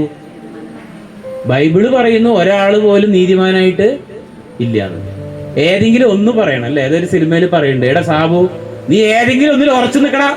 നീ അതും പറയും ഇതും പറയും. കലാഭവൻ മണിയുടെ ഒരു കോമഡി ഉണ്ട് പണ്ട്, ഞാൻ ചാലക്കുടി താമസിക്കേണ്ട പറയണ. ഒരാൾ വന്നിട്ട് കലാഭവൻ മണിയോട് ചോദിക്കുക, കലാഭവൻ മണി നല്ല കുടിച്ചിട്ടിരിക്കുക. അപ്പൊ ചോദിക്കണ്, ചേട്ടാ കല്യാണം അല്ലേ? 10 പറയുടെ അരി വെക്കണോ? അപ്പൊ കലാഭവൻ മണി കുടിച്ചിട്ട് പറയണ, പിന്നെ 10 പറയുടെ അരി വെക്കണം. അപ്പൊ അയാൾ ചോദിച്ചു, 10 പറയുടെ അരി വെച്ച് കഴിഞ്ഞാൽ കൂടുതലാവോ? അപ്പൊ കലാഭവൻ മണി പറയണേ, പിന്നെ കൂടുതലാവും, 10 പറ വേണ്ട, പക്ഷെ 10 പറ വെക്കാല്ലേ. അപ്പൊ വീണ്ടും കലാഭവൻ മണി എന്ത് പറയും? പിന്നെ 10 പറ വെക്കണം. നമ്മൾ എന്ത് ചോദിക്കണോ അതുപോലെ തന്നെ തിരിച്ചു ആള് പറയും. ഒരു അഭിപ്രായം ഇല്ലാത്ത ആളുകളുണ്ട് അല്ലെ? ചില ആളുകൾ ഉണ്ട്, ചില ആളുകൾക്ക് ഒരു അഭിപ്രായവും ഇല്ല. അതുപോലെ ബൈബിളിൽ എഴുതിയിരിക്കുന്നു, ഒരു സ്ഥലത്ത് എഴുതിയിരിക്കുന്നു നീതിമാനായി ആരുമില്ല. പിന്നെയോ നീതിപ്രസംഗിയായ നോഹ എന്ന് എഴുതി വെച്ചിരിക്കുന്നു. ഇതെന്തത്? നാട്ടിലൊരു വക്കീലുണ്ട്, ഒരു നല്ല മനുഷ്യനുണ്ടായിരുന്നു. നാട്ടിൽ എന്ത് പ്രശ്നം ഉണ്ടെങ്കിലും അയാളാണ് തീർക്കുക. അയാളുടെ അടുത്ത് ഒരു കുറെ ആളുകൾ വന്നിട്ട് പറഞ്ഞു, അതെ ആ സ്ഥലത്ത് താമസിക്കുന്ന ആളുകളില്ലേ, അവര് ഭയങ്കര പ്രശ്നം കേട്ടോ, അവരങ്ങനെയുണ്ട് ഇങ്ങനെയല്ല എന്നൊക്കെ പറഞ്ഞു. അവരവരുടെ ഭാഗമൊക്കെ പറഞ്ഞപ്പോൾ ഇയാൾ പറഞ്ഞു, നിങ്ങൾ പറഞ്ഞത് കാര്യമുണ്ട് കേട്ടോ എന്ന് പറഞ്ഞു. അങ്ങനെ അവര് പോയപ്പോൾ മറ്റേ ആളുകൾ വന്നു. ശത്രുക്കൾ വന്നു, മറ്റേ എതിർകക്ഷിക്കാർ വന്നു. എതിർകക്ഷിക്കാർ വന്നിട്ട് ഇവരെ കുറിച്ച് പറഞ്ഞു, പോയവരെ കുറിച്ച് പറഞ്ഞു. അവരങ്ങനെയൊക്കെ പറഞ്ഞില്ലേ സാർ, അതല്ല കാര്യം, ഇങ്ങനെയാണെന്ന് പറഞ്ഞപ്പോൾ ഇയാൾ പറഞ്ഞു, നിങ്ങൾ പറഞ്ഞതിലും കാര്യമുണ്ട് എന്ന് പറഞ്ഞു. അങ്ങനെ 2 ടീം പോയപ്പോൾ ഭാര്യ വന്നിട്ട് പറഞ്ഞു, നിങ്ങൾ എന്ത് മനുഷ്യനാ, ഒരു നട്ടലുള്ള ആളാവണ്ട നിങ്ങൾ, എന്തിയടി? മറ്റേവര് വന്നപ്പോൾ നിങ്ങൾ പറഞ്ഞു നിങ്ങൾ പറഞ്ഞതിൽ കാര്യമുണ്ട്.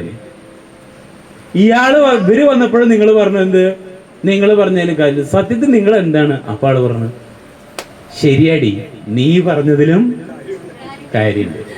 ഒരു വ്യക്തിത്വം ഇല്ലാത്ത ആളാണ്, നീ പറഞ്ഞതിലും കാര്യമുണ്ട്. ഹല്ലേലൂയ. ബൈബിൾ അങ്ങനെ പറയണു, ഒരുപാട് നീതിമാന്മാരായിരുന്നില്ല. ഇവിടെ ശ്രദ്ധിക്കണേ, പഴയ നിയമത്തിൽ ഒരാൾ നീതിമാനാകുന്ന എങ്ങനെയെന്നറിയോ? ഇവിടെ ശ്രദ്ധിക്കുക, ഇവിടെ നോക്കുക, എന്നെ നോക്കിയെന്നറിയോ? ഞാൻ പാപം ചെയ്ത ആളാന്ന് വയ്ക്കുക. ഞാൻ പാപം ചെയ്തു കഴിഞ്ഞാൽ പാപത്തിന് പരിഹാരമായിട്ട് എന്ത് ചെയ്യണമെന്നറിയോ? ജെറുസലേം ദേവാലയത്തിലിരിക്കുമ്പോൾ ഒരു ആടിനെയും കാളേനെ കൊണ്ടുവരിക. കാളേനെ കൊണ്ടുവരിക. പുരോഹിതനാണ് പാപം. ഒരു പള്ളിയിൽ അച്ഛനെ പുരോഹിതനെ പാപം ചെയ്താൽ, അച്ഛന്മാര് പാപം ചെയ്താൽ വലിയ കുഴപ്പമില്ല അല്ലേ? ശരിയല്ലേ? കുഴപ്പമുണ്ടോ? എൻ്റെ ചേച്ചിയുടെ കൊച്ചിനെ കൊറോണ കാലത്ത് കാറ്റക്കിസം പഠിപ്പിക്കുമ്പോൾ ടീച്ചർ പഠിപ്പിക്കും, ഞാൻ അടുത്തിരിക്കുന്നു, ഓൺലൈനായിട്ട് പഠിപ്പിക്കുക. ടീച്ചർ പറയുന്നു, അച്ഛന്മാർ തെറ്റ് ചെയ്ത് കഴിഞ്ഞാൽ അവർ ദൈവം ക്ഷമിക്കും, നമ്മൾ അങ്ങനെയല്ല പറഞ്ഞു കൊടുക്കുക. ഞാൻ അത് കഴിഞ്ഞിട്ട് കൊച്ചിനെ ക്ലാസ്സിൽ വിളിച്ചിരുത്തിയിട്ട് പറഞ്ഞു കൊടുത്തു, അങ്ങനെയല്ല, അച്ഛന്മാർ തെറ്റ് ചെയ്താലാണ് കൂടുതൽ ശിക്ഷ. ഞാനൊരു ഉദാഹരണം പറയാം. ഒരു പോലീസുകാരൻ ഹെൽമെറ്റ് വെക്കാണ്ട് റോഡിൽ കൂടി ഓടിച്ചു പോയാൽ എന്താണ് ചെയ്യുക? അയാൾക്കെതിരെ സസ്പെൻഷനും കിട്ടും, മറ്റേ ഫൈനും അടയ്ക്കണം. വേണ്ടേ? നമ്മളെ സസ്പെൻഡ് ചെയ്യോ? നമുക്ക് ഫൈൻ അടച്ച് ഈസി ആയിട്ട് പോരാ. അങ്ങ് പറഞ്ഞ് ശ്രദ്ധിക്കണം, ദൈവത്തിന്റെ വേല ചെയ്യുന്ന. ഇപ്പൊ ഇവിടെ ഇരിക്കുന്ന എല്ലാവരെക്കാളും ന്യായവിധിക്ക് തെറ്റ് ചെയ്താൽ അർഹരാകുന്നവരാരാണ്? ഈ സ്റ്റേജിൽ നിന്ന് പ്രസംഗിക്കുന്ന ആളാ.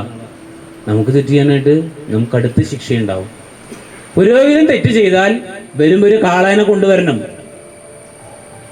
പിന്നെ അതിനേക്കാളും താഴെയുള്ള ആളുകൾ തെറ്റ് ചെയ്താൽ ആടിനെ കൊണ്ടുവരാം. തീരെ ഒന്നും കൊണ്ടുവരാൻ പൈസ ഇല്ലാത്ത പാവപ്പെട്ടവരാണെങ്കിൽ ചെങ്ങാലീനെ കൊണ്ടുവന്നാൽ മതി. ഔസപിതാവും മാതാവ് ജെറുസലേമിൽ ബലിയർപ്പിക്കാൻ പോയപ്പോൾ എന്തിനാ കൊണ്ടുപോയേ? അതിൻ്റെ അർത്ഥം അവര് ആരില്ലാത്ത ആളുകളായിരുന്നു, നമ്മളെ പോലെ കഞ്ഞികളായിരുന്നു. അവരെന്താണ് കൊണ്ടുവന്നത്? അവർ ചെങ്ങാലീനെ കൊണ്ടുവന്നത്. ആടിനെ കൊണ്ടുവരും. കൊണ്ടുവന്നിട്ട് എന്ത് ചെയ്യണമെന്ന് മനസ്സിലാക്കണം. ബൈബിള് ഞാൻ പറഞ്ഞതൊക്കെ ബൈബിളിൽ ഉണ്ടോന്ന് നോക്കണം. ലേവ്യരുടെ പുസ്തകം എടുത്ത്, ലേവ്യരുടെ പുസ്തകം 1-ാമത്തെ അധ്യായം എടുത്ത്, ലേവ്യ പുസ്തകം 1-ാമത്തെ അധ്യായം എടുത്ത്, ലേവ്യർ 1 എടുത്തോ. ഉൽപ്പത്തി, പുറപ്പാട്, ലേവ്യർ 3-ാമത്തെ പുസ്തകമാണ് ബൈബിളിലെ. ബൈബിള് പഠിക്കണം കേട്ടോ, ബൈബിള് പഠിക്കണം. ലേവ്യർ എടുത്തോ, എടുത്ത് ലേവ്യർ 1:3 തുടങ്ങി വായിച്ച്, അല്ല 1:1 തുടങ്ങി വായിച്ച്. കർത്താവ് മോശയെ വിളിച്ച് സമാഗമകൂടാരത്തിൽ നിന്ന് പറഞ്ഞു, പെട്ടെന്ന് വായിച്ചോളൂ. ഇസ്രായേൽ ജനത്തോട് പറയുക, നിങ്ങളിൽ ആരെങ്കിലും കർത്താവിന് ബലിയർപ്പിക്കാൻ വരുമ്പോൾ കാലിക്കൂട്ടത്തിൽ നിന്നോ ആട്ടിൻകൂട്ടത്തിൽ നിന്നോ ബലിമൃഗത്തെ കൊണ്ടുവരണം. 4 വരെ വായിക്കണം. ദഹനബലിക്കുള്ള മൃഗം കാലിക്കൂട്ടത്തിൽ നിന്നാണെങ്കിൽ ഊനമറ്റ ഒരു കാളയെ സമർപ്പിക്കട്ടെ. കർത്താവിന് സ്വീകാര്യമാകാൻ അതിനെ സമാഗമ കൂടാരത്തിന്റെ വാതിൽക്കൽ സമർപ്പിക്കട്ടെ. അവൻ ബലിമൃഗത്തിന്റെ തലയിൽ കൈകൾ വെക്കണം. അത് അവന്റെ പാപങ്ങളുടെ പരിഹാരത്തിനായി സ്വീകരിക്കപ്പെടും. ഞാൻ ആടിനെ കൊണ്ടുവന്നു ജെറുസലേം ദേവാലയത്തിൽ. കുട്ടികൾ ആടിനെ കൊണ്ടുവന്നിട്ട് ഈ തലയിൽ, ആടിന്റെ തലയിൽ ഇങ്ങനെ നോക്കി, ഇവിടെ നോക്കി, എന്നെ നോക്കി, ആടിന്റെ തലയിൽ ഇങ്ങനെ കൈവയ്ക്കും. കൈവച്ചിട്ട് എന്ത് ചെയ്യും? എല്ലാ പാപങ്ങളും പറയും. ഞാൻ ചെയ്ത എല്ലാ പാപങ്ങളും ആടിന്റെ തലയിൽ കൈവച്ച് പറയും. കൈവച്ച് പറഞ്ഞിട്ട് ഈ ആടിനെ കൊണ്ടുപോയിട്ട് കഴുത്തറക്കും. എന്നിട്ട് അതിന്റെ രക്തമൊക്കെ എടുക്കും. എന്നിട്ട് അതിനെ തൊലി പൊളിച്ച് കഷ്ണമാക്കി അതിനെ തീയിൽ വെച്ചിട്ട് എന്ത് ചെയ്യും? യാഗപീഠത്തിൽ വെച്ച് കത്തിക്കും.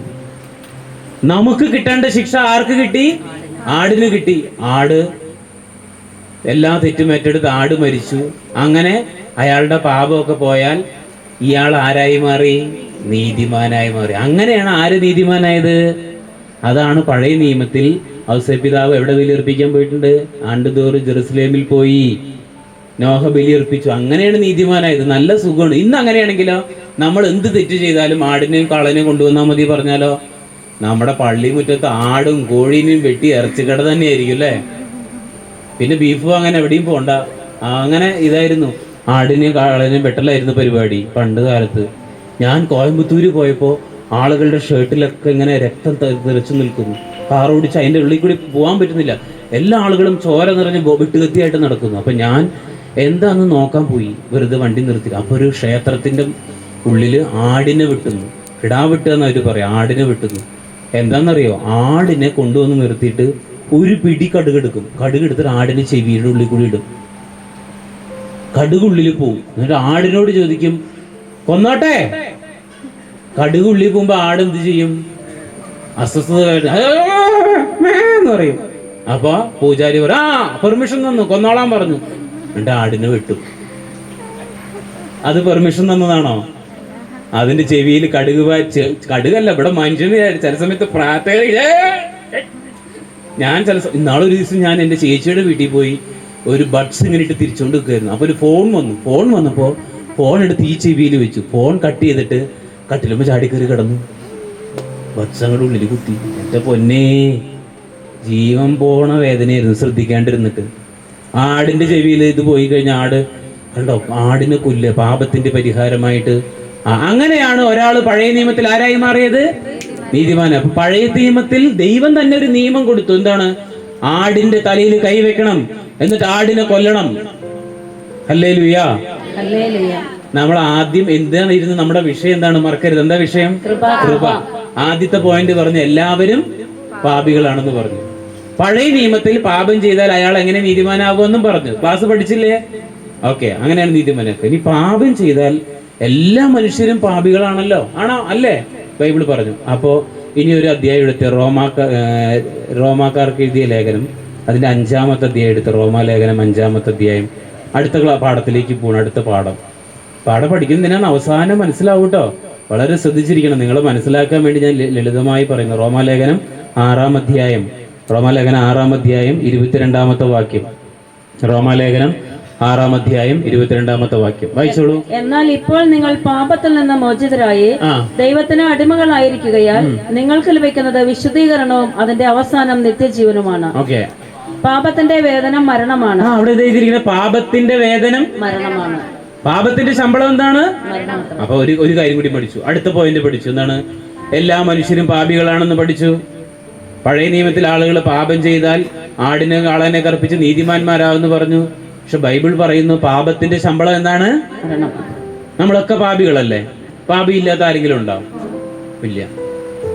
പാപമില്ലാത്ത ഒരാൾ പോലും ഇല്ല അല്ലെ? അപ്പൊ നമുക്ക് എന്ത് ശമ്പളം എടുത്തു വെച്ചിട്ടുണ്ട്?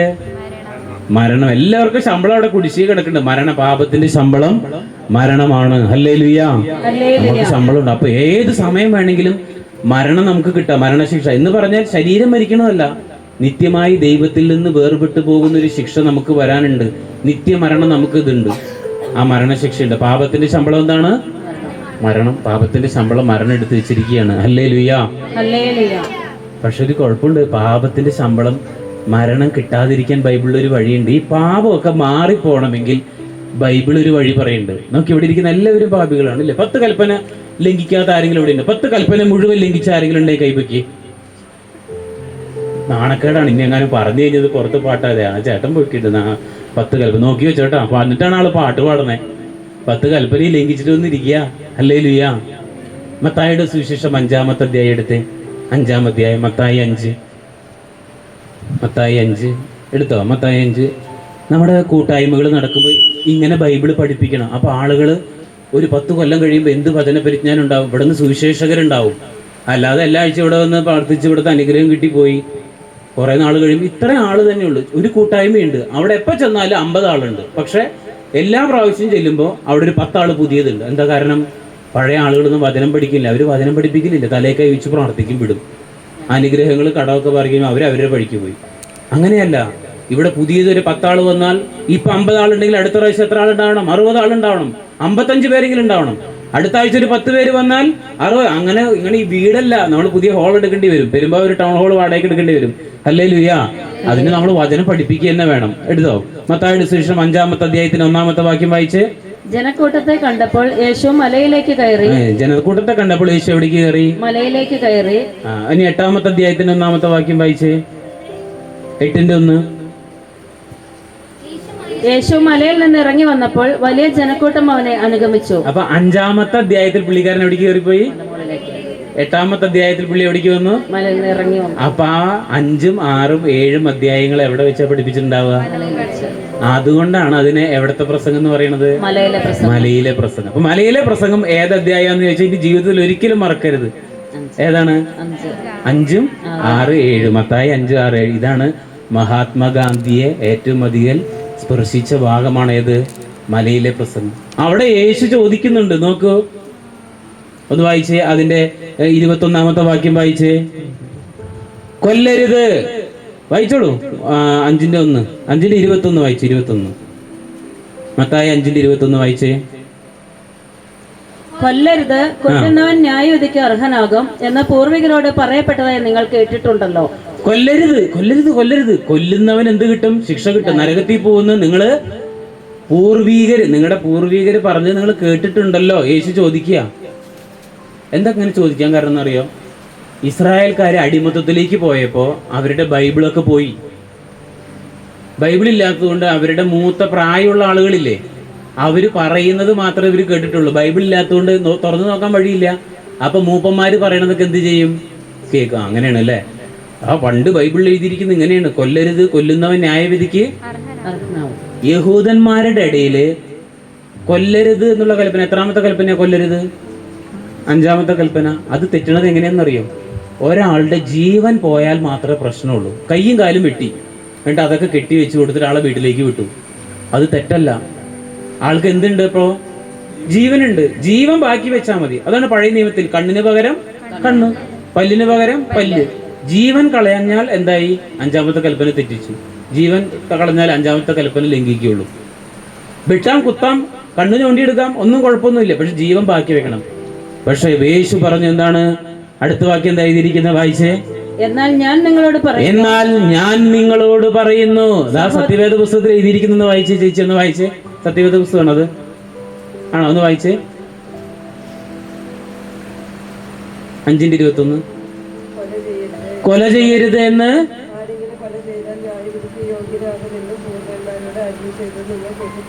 കേട്ടിട്ടുണ്ടല്ലോ. ഞാനോ ഇരുന്നോളൂ അവിടെ എഴുതിയിരിക്കണറിയോ? ഞാനോ നിങ്ങളോട് പറയുന്നു എന്ന് പറഞ്ഞാൽ നിങ്ങളുടെ അപ്പാപ്പനും പൂർവികരൊക്കെ പറഞ്ഞ് നിങ്ങൾ കേട്ടിട്ടില്ലേ? അതല്ല ശരിയെന്ന് യേശു പറയണ്. എന്ത്? പൂർവികരോട് കൊല്ലരുന്ന് പറഞ്ഞ് നിങ്ങൾ കേട്ടിട്ടുണ്ടല്ലോ, എന്നാൽ ഞാൻ നിങ്ങളോട് പറയുന്നു എന്ന് പറഞ്ഞാൽ, ഇപ്പൊ ഞാനിപ്പോ ഒരു കാര്യം പറയണത്, ഇപ്പൊ ജോയി ബ്രദർ നിങ്ങളുടെ അടുത്ത് മറ്റേ കാര്യം പറഞ്ഞില്ലേ, എന്നാ അതല്ല ശരി, ഞാൻ പറയണതാണ് ശരിയെന്ന് ഞാൻ പറഞ്ഞ അതിന്റെ അർത്ഥം എന്താണ്? ഞാൻ പറയുന്നത് ശരിയാക്കി എടുക്കണം എന്നല്ലേ? യേശു അതാണ് പറഞ്ഞത്. പൂർവികരോട് പറയപ്പെട്ടതായി നിങ്ങൾ കേട്ടിട്ടുണ്ടല്ലോ, എന്നാൽ ഞാൻ നിങ്ങളോട് പറയുന്നു. അവരുടെ ബൈബിളിൽ എഴുതിയിരിക്കുന്നത് എന്നാൽ ഞാനോ നിങ്ങളോട് പറയുന്നു. അങ്ങനെയല്ല എഴുതിയിരിക്കുന്നത്. ഞാൻ പറയുന്നത് എന്താണ്? സഹോദരനെ ബോഷ എന്ന് വിളിക്കുന്നവൻ ന്യായവിധിക്ക് അർഹനാകും. നിങ്ങൾ കയ്യും കാലും വെട്ടൊന്നും വേണ്ട, പിന്നെയോ ബോഷാന്ന് വിളിച്ചാൽ മതി. പിന്നെ യോഹന്നാൻ ശ്ലീഹ എഴുതി വെച്ചു, സഹോദരനെ വെറുക്കുന്നവൻ. അപ്പൊ നിങ്ങൾ നിങ്ങളുടെ അയലൊക്കക്കാരനെയോ കൂടെ പഠിക്കുന്ന കൂട്ടുകാരനെയോ വെറുക്കുകയോ, അമ്മായിയമ്മേനെ കാലമാടത്തിന്ന് വിളിക്കുകയോ, അമ്മായിയപ്പനെ മൂരാച്ചിന്ന് വിളിക്കുകയോ, ദുഷ്ടന്ന് വിളിക്കുകയോ, എന്റെ തലയിൽ കൊണ്ട് കെട്ടിവെച്ച് ഒരു പെണ്ണിനെ അങ്ങനെയൊക്കെ വിളിക്കുകയോ ചെയ്യുന്നുണ്ടെങ്കിൽ, അമ്മായിയപ്പനോട് അമ്മായിയമ്മയുടെ മരുമകളോടൊക്കെ വെറുപ്പുണ്ടെങ്കിൽ, നിങ്ങൾ ഏത് തെറ്റിച്ചു? ഏത് കൽപ്പന ലംഘിച്ചു? 5-ാം കൽപ്പന ലംഘിച്ചു. ഇനി കുറച്ച് താഴേക്ക് വന്ന് 27-ാമത്തെ വാക്യം എടുത്ത് 27-ാമത്തെ വാക്യം, വ്യഭിചാരം ചെയ്യരുത് എന്ന് കൽപ്പിച്ച് നിങ്ങൾ കേട്ടിട്ടുണ്ടല്ലോ. അവിടെയും ചോദിക്കണം, നിങ്ങൾ ഇവര് വായിച്ചിട്ടില്ല, അതുകൊണ്ടാണ് ഇവരോട് എന്ത് പറയുന്നത്? നിങ്ങൾ കേട്ടിട്ടുണ്ടല്ലോ. ഇവര് കേട്ടിട്ടേ ഉള്ളൂ, ഇവരെന്ത് ചെയ്തിട്ടില്ല? വായിച്ചിട്ടില്ല. അവരുടെ നാട്ടിൽ വ്യഭിചാരം എന്ന് പറഞ്ഞ എന്തെന്നറിയോ? സ്ത്രീയും പുരുഷനും പരസ്പരം ഇന്റർകോഴ്സിൽ, ലൈംഗിക ബന്ധത്തിൽ പ്രോപ്പറായി ഏർപ്പെട്ടാൽ മാത്രമേ എന്തുള്ളൂ? വ്യഭിചാരമുള്ളൂ. മൊബൈൽ ഫോണിലൂടെ നീല ചിത്രങ്ങൾ കാണുന്നതോ, ബാത്റൂമിൽ ഒളിഞ്ഞു നോക്കുന്നതോ, കൊളക്കടവിൽ ഒളിഞ്ഞു നോക്കുന്നതോ, അല്ലെങ്കിൽ ഒരു പെൺകുട്ടിയെ പുരുഷനെ കയറി പിടിക്കുന്നതൊന്നും അവർക്ക് എന്തായിരുന്നില്ല? തെറ്റായിരുന്നില്ല. പക്ഷെ യേശു വന്നിട്ട് അവരോട് പറഞ്ഞു, അടുത്ത വാക്യം എന്താ പറഞ്ഞേ? എന്നാൽ ഞാൻ നിങ്ങളോട് പറയുന്നു, ആസക്തിയോടെ സ്ത്രീയെ നോക്കുന്നവൻ ഹൃദയത്തിൽ അവളുമായി വ്യഭിചാരം ചെയ്തു കഴിഞ്ഞു. ഇനി സ്ത്രീ പുരുഷനെയോ പുരുഷൻ സ്ത്രീയെയോ ആസക്തിയോടുകൂടെ നോക്കിയിട്ടുണ്ടെങ്കിൽ ഹൃദയത്തിൽ എന്തായി? അങ്ങനെയാണെങ്കിൽ നമ്മൾ നല്ല പ്രായത്തിൽ ആരെങ്കിലുമൊക്കെ വായി നോക്കി എന്തെങ്കിലുമൊക്കെ ചെയ്ത് നടന്നിട്ടുണ്ടെങ്കിൽ 6-ാമത്തെ കൽപ്പന എന്തായി? ഇത് രണ്ടുകൊണ്ട് മെയിനായിട്ട് മാരകപാപത്തിന്റെ കൽപ്പന. അത് എന്തായി? മൊത്തം തെറ്റി. ബൈബിളിൽ പറഞ്ഞു, നിയമത്തിലെ ഏതെങ്കിലും ഒരു കൽപ്പന ലംഘിക്കുന്നവൻ എല്ലാ കൽപ്പനയും ലംഘിച്ചു. 6ഉം 7ഉം പോയി. അപ്പൊ ആ ചേട്ടൻ പറഞ്ഞത് ശരിയാണ്, 10 കൽപ്പനകളും ഇവിടെ ഇരിക്കുന്ന എല്ലാവരും എന്ത് ചെയ്തിട്ടുണ്ട്? ഇപ്പൊ സംശയം തീർന്നോ? അപ്പൊ നമ്മള് ചോദിച്ചാൽ പറയണേ, 10 കൽപ്പനകൾ എന്ത് ചെയ്തിട്ടുണ്ട്? ലംഘിച്ചിട്ടുണ്ട്. അതിലൊരു തർക്കമില്ല. അതില്ലാന്ന് ആര് പറഞ്ഞാലും ഞാൻ വിശ്വസിക്കില്ല. കാരണം ദൈവവചനം അങ്ങനെയാണ് പറയുന്നത്. ഹല്ലേലൂയ. 10. പക്ഷേ നിങ്ങൾ 4-ാമത്തെ അധ്യായത്തിലേക്ക് വന്നേ. മത്തായി 4-ാമത്തെ അധ്യായം നോക്കിക്കേ. 4-ാമത്തെ അധ്യായം നോക്കിയേ. പിശാച് യേശുവിന്റെ അടുത്തേക്ക് വന്നിട്ട് പറഞ്ഞു, ഈ കല്ലുകൾ അപ്പമാകാൻ പറയുക എന്ന് പറഞ്ഞപ്പോ യേശു എന്താ പറഞ്ഞത്? 4-ാമത്തെ വാക്യം 4-4 വായിച്ചു. അവൻ പ്രതിവചിച്ചു, മനുഷ്യൻ അപ്പം കൊണ്ട് മാത്രമല്ല ദൈവത്തിന്റെ നാവിൽ നിന്ന് പുറപ്പെടുന്ന ഓരോ വാക്കുകൊണ്ടുമാണ് ജീവിക്കുന്നത് എന്ന് പിശാചേ നീ കേട്ടിട്ടുണ്ടല്ലോ എന്നാണോ ചോദിച്ചേ? അല്ല, പിന്നെ പിശാച് എന്ത് വായിച്ചിട്ടുണ്ട്? പുസ്തകം വായിച്ചിട്ടുണ്ട് പിശാച്. പക്ഷെ യഹൂദന്മാരെന്ത് വായിച്ചിട്ടില്ല? ബൈബിള് വായിച്ചിട്ടില്ല. അതാണ് പിശാച് അടുത്ത വാക്യം പറയുന്നുണ്ട്, എന്താണ്? നിന്റെ കാല് കല്ലിൽ തട്ടാതിരിക്കാൻ ദൂതന്മാരെ അയച്ച് കാത്തുകൊള്ളുമെന്ന് എഴുതപ്പെട്ടിരിക്കുന്നല്ലോ. അങ്ങനെ പറഞ്ഞില്ലേ? പിശാച് പറയുമ്പോഴൊക്കെ എന്താ പറയണേ? എഴുതപ്പെട്ടിട്ടുണ്ടല്ലോ. അതിനർത്ഥം പിശാച് എന്ത് ചെയ്തിട്ടുണ്ട്? അതാണ് നേരത്തെ ബ്രദർ പറഞ്ഞത്, വിശുദ്ധ ലിഖിതങ്ങളോ ദൈവത്തിന്റെ വചനമോ അറിയാത്തത് കൊണ്ടാണ് നിങ്ങൾക്ക് തെറ്റുപറ്റുന്നത്. ഇതാണ് ഇവര് വായിച്ചിട്ടില്ല. ഇവരെന്ത് ചെയ്തിട്ടുണ്ട്? പൂർവികര് പറഞ്ഞത് കേട്ടിട്ടുണ്ട്. ഇന്ന് പാൻഡോ ബ്രദർ പറഞ്ഞിട്ട് ഇങ്ങനെ വന്നു, അടുത്ത ബ്രദർ വന്നിട്ട് വേറെ അത് പറഞ്ഞു. എല്ലാവരും പറയണത് കേൾക്കും. മറ്റേ ചേട്ടനെ പോലെ, എന്ത് നീ പറഞ്ഞത് ശരിയുണ്ട്, അവര് പറഞ്ഞത് ശരിയുണ്ട്, മറ്റേവര് പറഞ്ഞൊക്കെ ശരി. അങ്ങനെയില്ല. പിന്നെയോ? അതിനാണ് ഈ ബൈബിള് കൊണ്ടുവരണമെന്ന് പറയണത്. ഇതെടുത്ത് നോക്കണം. ഹല്ലേലൂയ. നമ്മൾ പഠിച്ച പാഠത്തേക്ക് വരാം. നമ്മൾ കൃപയെക്കുറിച്ച് മനസ്സിലാക്കുന്നു. എല്ലാ മനുഷ്യരും പാപികളാണെന്ന് പഠിച്ചു. പാപത്തിന്റെ ശമ്പളം മരണമാണ്. നമുക്കൊക്കെ മരണശിക്ഷയുണ്ട്.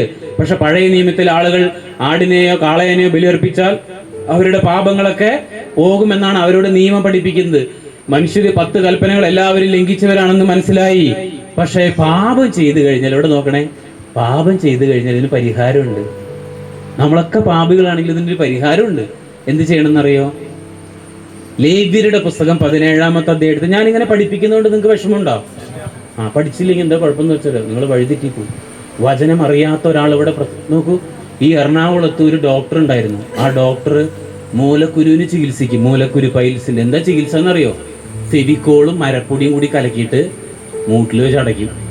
മലദ്വാരത്തിന്റെ അവിടെ ഈ ഇതിൽ വെച്ച് അടച്ചു വിടും. വൈദ്യനാണ് അത്ര.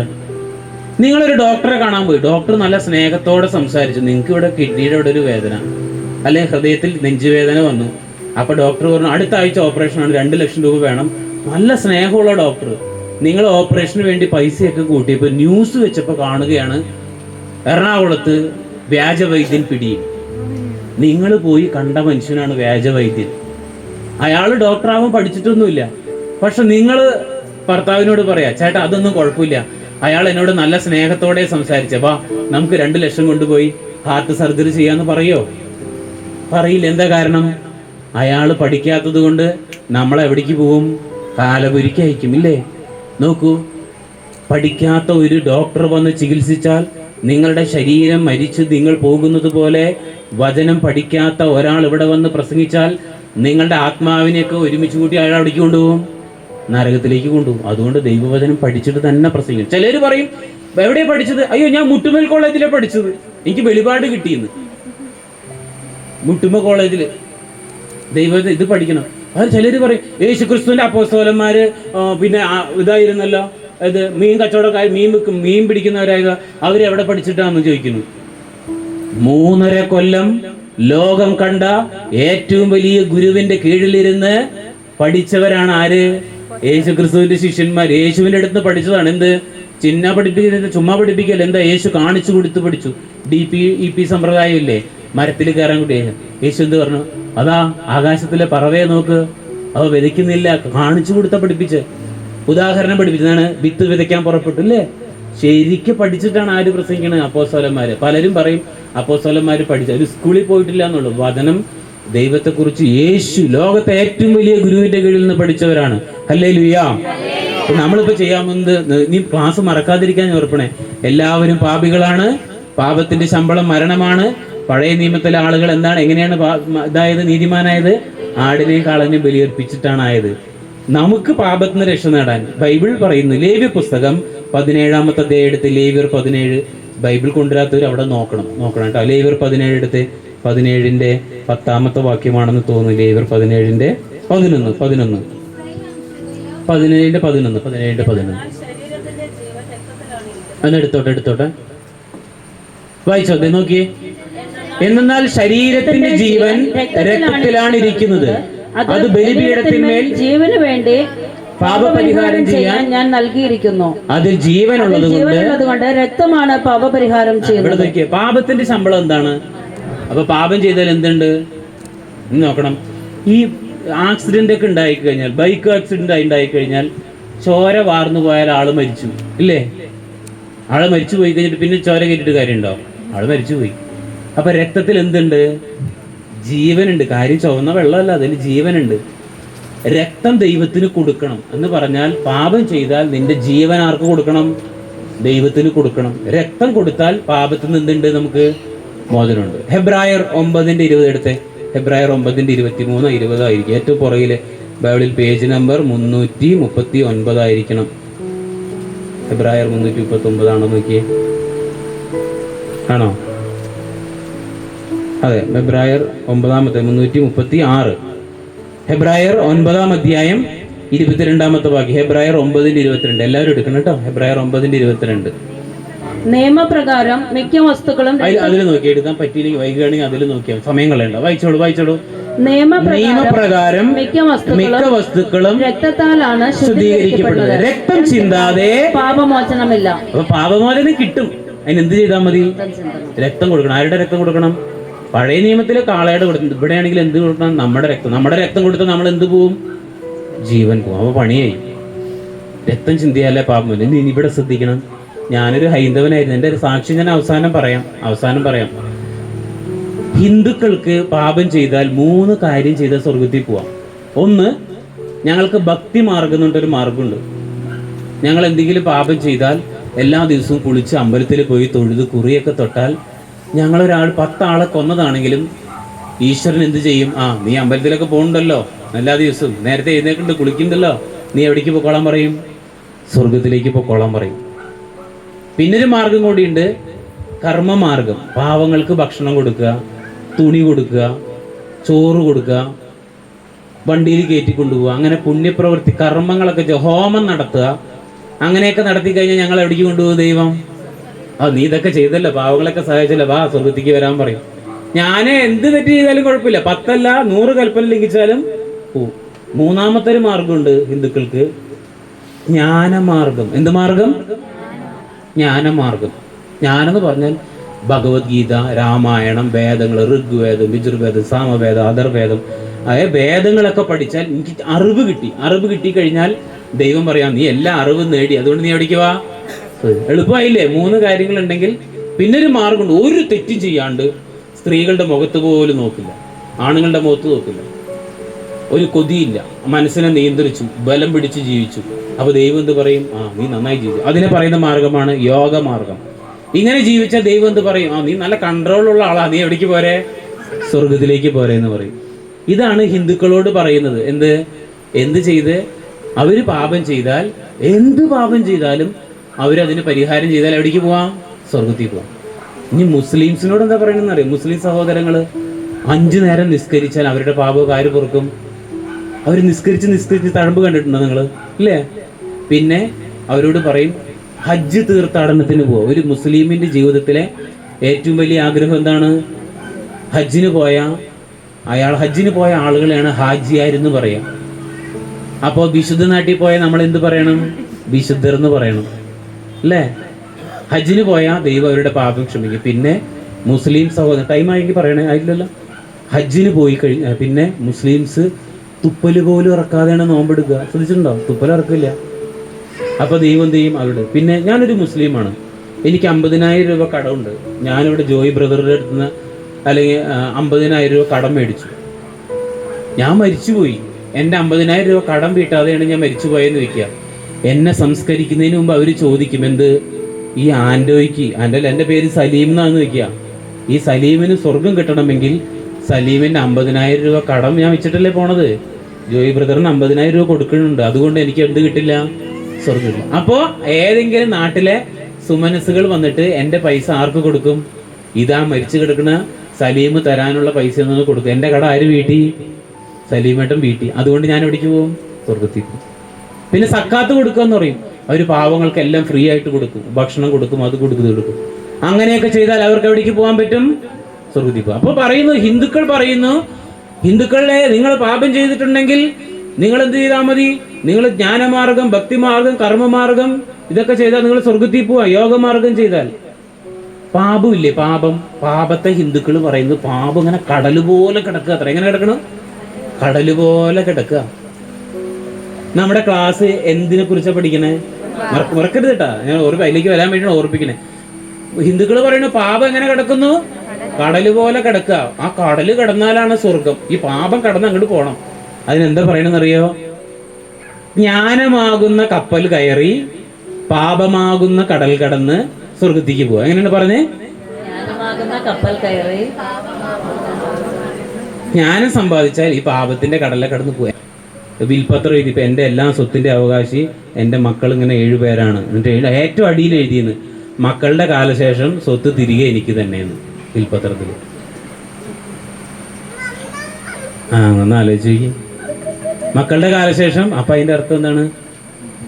ഏതോ സിനിമയിൽ പറയില്ലേ, 90 വയസ്സായ ആള്, അപ്പൊ അതുകൊണ്ട് 70-80 വയസ്സുണ്ട് ആ അപ്പാപ്പന്. അപ്പൊ അയാൾക്ക് ജിലേബി കൊടുത്തപ്പോ അയാൾ പറഞ്ഞു, അയ്യോ എനിക്ക് മധുരം വേണ്ടാന്ന്. അപ്പൊ ചോദിക്കണ്, എന്തേ ചേട്ടന് 70 വയസ്സ് കഴിഞ്ഞു, ചേട്ടന് ഷുഗർ ഉണ്ടാ?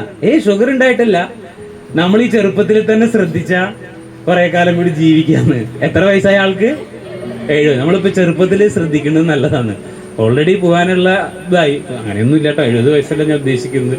ചിലവരുടെ ധാരണ എന്താണ്? ഇനിയും കുറെ കാലം ജീവിക്കുന്നത്. ഹല്ലേലൂയ. ഇപ്പൊ രക്തം ചിന്തിയാൽ എന്തുണ്ട്? പാപമോചനമുണ്ട്. രക്തം ദൈവത്തിന് കൊടുത്താൽ പാപമോചനമുണ്ട്. ഹിന്ദുക്കൾ പറയുന്നു, ഹിന്ദുക്കൾ പാപം ചെയ്ത് ഹിന്ദുക്കൾ പരിഹാരം ചെയ്താൽ ഹിന്ദുക്കൾ എവിടേക്ക് പോകും? സ്വർഗത്തിൽ പോകും. മുസ്ലിംസ് പറയുന്നു, അവര് പാപം ചെയ്ത് അവര് പരിഹാരം ചെയ്താൽ അവരെവിടേക്ക് പോകും? ഇനി നമ്മൾ ക്രിസ്ത്യാനികൾ, നമ്മൾ എന്തെങ്കിലും പാപം ചെയ്താൽ എന്ത് പറയും? നമ്മുടെ ദശാംശം നമ്മൾ കൃത്യം പള്ളിയിൽ കൊടുക്കുന്നില്ലേ? നമ്മൾ സൽപ്രവർത്തികൾ ചെയ്യുന്നില്ലേ? ഞങ്ങളുടെ പള്ളിയിലാണ് ഊട്ടുനേർച്ചകൾക്ക് പൈസ കൊടുക്കാറുണ്ട്, ദശാംശം കൃത്യം കൊടുക്കാറുണ്ട്. പിന്നെ മലയാറ്റൂര് മലയ്ക്ക്, കുരിശുമലയ്ക്ക് കുരിശ് ചുമന്ന് പോകുന്ന കണ്ടിട്ടില്ലേ? വലിയ കുരിശ് ചുമന്നിട്ട് ഡിവൈൻ്റെ മുമ്പിൽ കൂടി ഒരാൾ പോവാണ്. വലിയ കുരിശ് നോക്കുമ്പോൾ അതിൻ്റെ നിലത്ത് മുട്ടുന്ന ഭാഗത്ത് ബെയറിങ് വെച്ചിട്ടുണ്ട്. ആള് വലിച്ചുകൊണ്ട് പോണു. നല്ലതൊക്കെയാണ് അത്. അപ്പൊ എന്ത് ചെയ്യണം? 2 പടയാളികളെ അപ്പുറത്തും നിർത്താം. എന്നിട്ട് എന്ത് ചെയ്യണം? ചാട്ട കൊണ്ട് അടിക്കും കൂടി വേണം, ഒറിജിനാലിറ്റി കിട്ടാൻ. അതെന്താ ഇല്ലാത്ത? പിന്നെ അവിടെ പോയിട്ട് കുരിശി തറക്കണം ശരിക്കും, അല്ലേ? അതല്ല പൂർത്തിയാണ്. നമ്മൾ പാപം ചെയ്തു, നമ്മൾ കുരിശ് ചുമന്നു, നമ്മൾ പരിഹാരം ചെയ്തു. നമ്മൾ പാപം ചെയ്തു, നമ്മൾ പാവങ്ങൾക്ക് ഭക്ഷണം കൊടുത്തു, പള്ളിക്ക് സ്ഥലം കൊടുത്തു, കപ്പളയ്ക്ക് സ്ഥലം കൊടുത്തു, മക്കളെ അച്ഛനാക്കി, മക്കളെ സിസ്റ്ററാക്കി, മക്കളെ സുവിശേഷകരാക്കി, ഞങ്ങളൊക്കെ സ്വർഗത്തിൽ പോവും. ഞാനൊരു കാര്യം ചോദിക്കട്ടെ, നമ്മൾ പാപം ചെയ്ത് നമ്മൾ പരിഹാരം ചെയ്ത് നമ്മൾ സ്വർഗത്തിൽ പോവുകയാണെങ്കിൽ പിതാവായ ദൈവം യേശുവിനെ കാൽവരി മലയിൽ കുരിശിക്കാൻ വിടണമായിരുന്നോ? ഇല്ല, പറ്റില്ല. ഒരു കാര്യം എല്ലാവരും മനസ്സിലാക്കണം, നമ്മുടെ പാപത്തിന് നമുക്ക് പരിഹാരം ചെയ്യാൻ സാധ്യമല്ല. ഹല്ലേലൂയ. നമ്മുടെ പാപത്തിന് നമുക്ക് എന്ത് ചെയ്യാൻ പറ്റില്ല? പരിഹാരം ചെയ്യാൻ പറ്റില്ല. എല്ലാവരുടെയും ധാരണ അറിയാം, ഞാൻ ദശാംശം കൊടുത്തിട്ടുണ്ട്, കൃത്യം പള്ളിക്ക് സ്ഥലം കൊടുത്തിട്ടുണ്ട്, പൈസ സ്വസ്ത്രക്കാഴ്ചിട്ടത് കൊണ്ടൊന്നും എന്തില്ല, പാപമോചനം അങ്ങനെ കിട്ടില്ല. അത് മനസ്സിലാക്കിയോ? നമ്മൾ പാപം നോക്ക്. ഞാനിപ്പോ നല്ല ആരോഗ്യം ഉണ്ടെന്ന് വിചാരിക്കുക, ജിമ്മിൽ പോകുന്ന ആളാണ് ഞാൻ. എൻ്റെ 2 കാലിലും പിടിച്ചിട്ട് എനിക്ക് എന്നെ തന്നെ പൊക്കാൻ പറ്റുമോ? ഇല്ല. എന്ന് പറഞ്ഞ പോലെ എൻ്റെ പാപത്തിന് എനിക്ക് എന്ത് ചെയ്യാൻ പറ്റില്ല? പരിഹാരം ചെയ്യാൻ പറ്റില്ല. പാപം എന്ന് പറഞ്ഞാൽ ചെളിയാണ്. പാപത്തിൽ നിന്ന് കിടക്കുക എന്ന് പറഞ്ഞാൽ ചെളിയിൽ കിടക്കുന്ന ആളാണ് നമ്മൾ. ഞാൻ പാപത്തിൽ കിടക്കുന്ന ആളാണ്, ചെളിയിൽ കിടക്കുന്ന ആളാണ്. ഞാൻ ഈ കാല് പൊക്കി ചവിട്ടി, അപ്പൊ ഈ കാലെന്ത് ചെയ്യും? താഴ്ന്നു പോവും. ഈ കാല് പൊക്കിയാലോ ഈ കാല് താഴ്ന്നു. അപ്പൊ എനിക്ക് സ്വയം ചെളിയിൽ നിന്ന് എന്ത് ചെയ്യാൻ പറ്റില്ല? കയറി പറ്റാൻ. അതിന്റെ അർത്ഥം നിനക്ക് നിന്റെ പാപത്തിന് പരിഹാരം ചെയ്യാൻ പറ്റില്ല. ബൈബിള് പഠിപ്പിക്കുന്ന അങ്ങനെയാണ്. മതം പഠിപ്പിക്കുന്നത് നിങ്ങൾക്ക് പരിഹാരം ചെയ്യാൻ പറ്റുന്ന, പക്ഷെ ബൈബിൾ പഠിപ്പിക്കുന്ന എന്താണ്? നമ്മുടെ പാപത്തിന് നമുക്ക് പരിഹാരം ചെയ്യാൻ സാധ്യമല്ല. ഗലാത്യക്കാർക്ക് എഴുതിയ ലേഖനം എടുത്ത്, ഗലാത്യ ലേഖനം, അവിടെ പൗലോസ് ലീഹ അത് ചോദിക്കുന്നുണ്ട്. ഗലാത്യ കൊറിന്തോസുകാർക്ക് എഴുതിയ ലേഖനം കഴിഞ്ഞ് ഗലാത്യ ലേഖനം ഒന്നെടുത്ത്, 2 കൊറിന്തോസ് കഴിഞ്ഞ് ഗലാത്യ ലേഖനം അതിന്റെ 2-ാം അധ്യായം 21-ാമത്തെ വാക്യം. ഗലാത്യ ലേഖനം 2:21 വായിച്ചോളൂ. ദൈവത്തിന്റെ കൃപ ഞാൻ നിരാകരിക്കുന്നില്ല, പിന്നെയോ നിയമത്തിലൂടെയാണ് നീതി കൈവരുന്നതെങ്കിൽ ക്രിസ്തുവിന്റെ മരണത്തിന് നീതീകരണമൊന്നുമില്ല. പലരുടെയും ധാരണ 10 കൽപ്പനകൾ കൃത്യം അനുസരിച്ചല്ല എവിടേക്ക് പോവാന്നാ. 10 കൽപ്പനകൾ നമ്മളെ കൊണ്ട് അനുസരിക്കാൻ പറ്റുമോ? ഒരാളെ കൊണ്ടും പറ്റില്ല. എല്ലാവരും തെറ്റിച്ചതാ. 10 കൽപ്പനകൾ അനുസരിച്ച് നമ്മൾ സ്വർഗത്തിൽ പോവുകയാണെങ്കിൽ യേശു കുരിശിൽ മരിക്കേണ്ട കാര്യമുണ്ടോ? ഇല്ല. നമുക്ക് സ്വർഗത്തിൽ പോവാൻ പറ്റില്ല. ഹല്ലേലൂയ. 10 കൽപ്പനകൾ അനുസരിച്ച് നമുക്ക് സ്വർഗത്തിൽ പോകാൻ പറ്റില്ല. ബൈബിൾ എന്താ പറയുന്നത്? ഒരു വാക്യം എടുക്കേണ്ട വാക്യം യോഹന്നാന്റെ 1-ാം ലേഖനം 2-ാം അധ്യായം 2-ാം വാക്യം.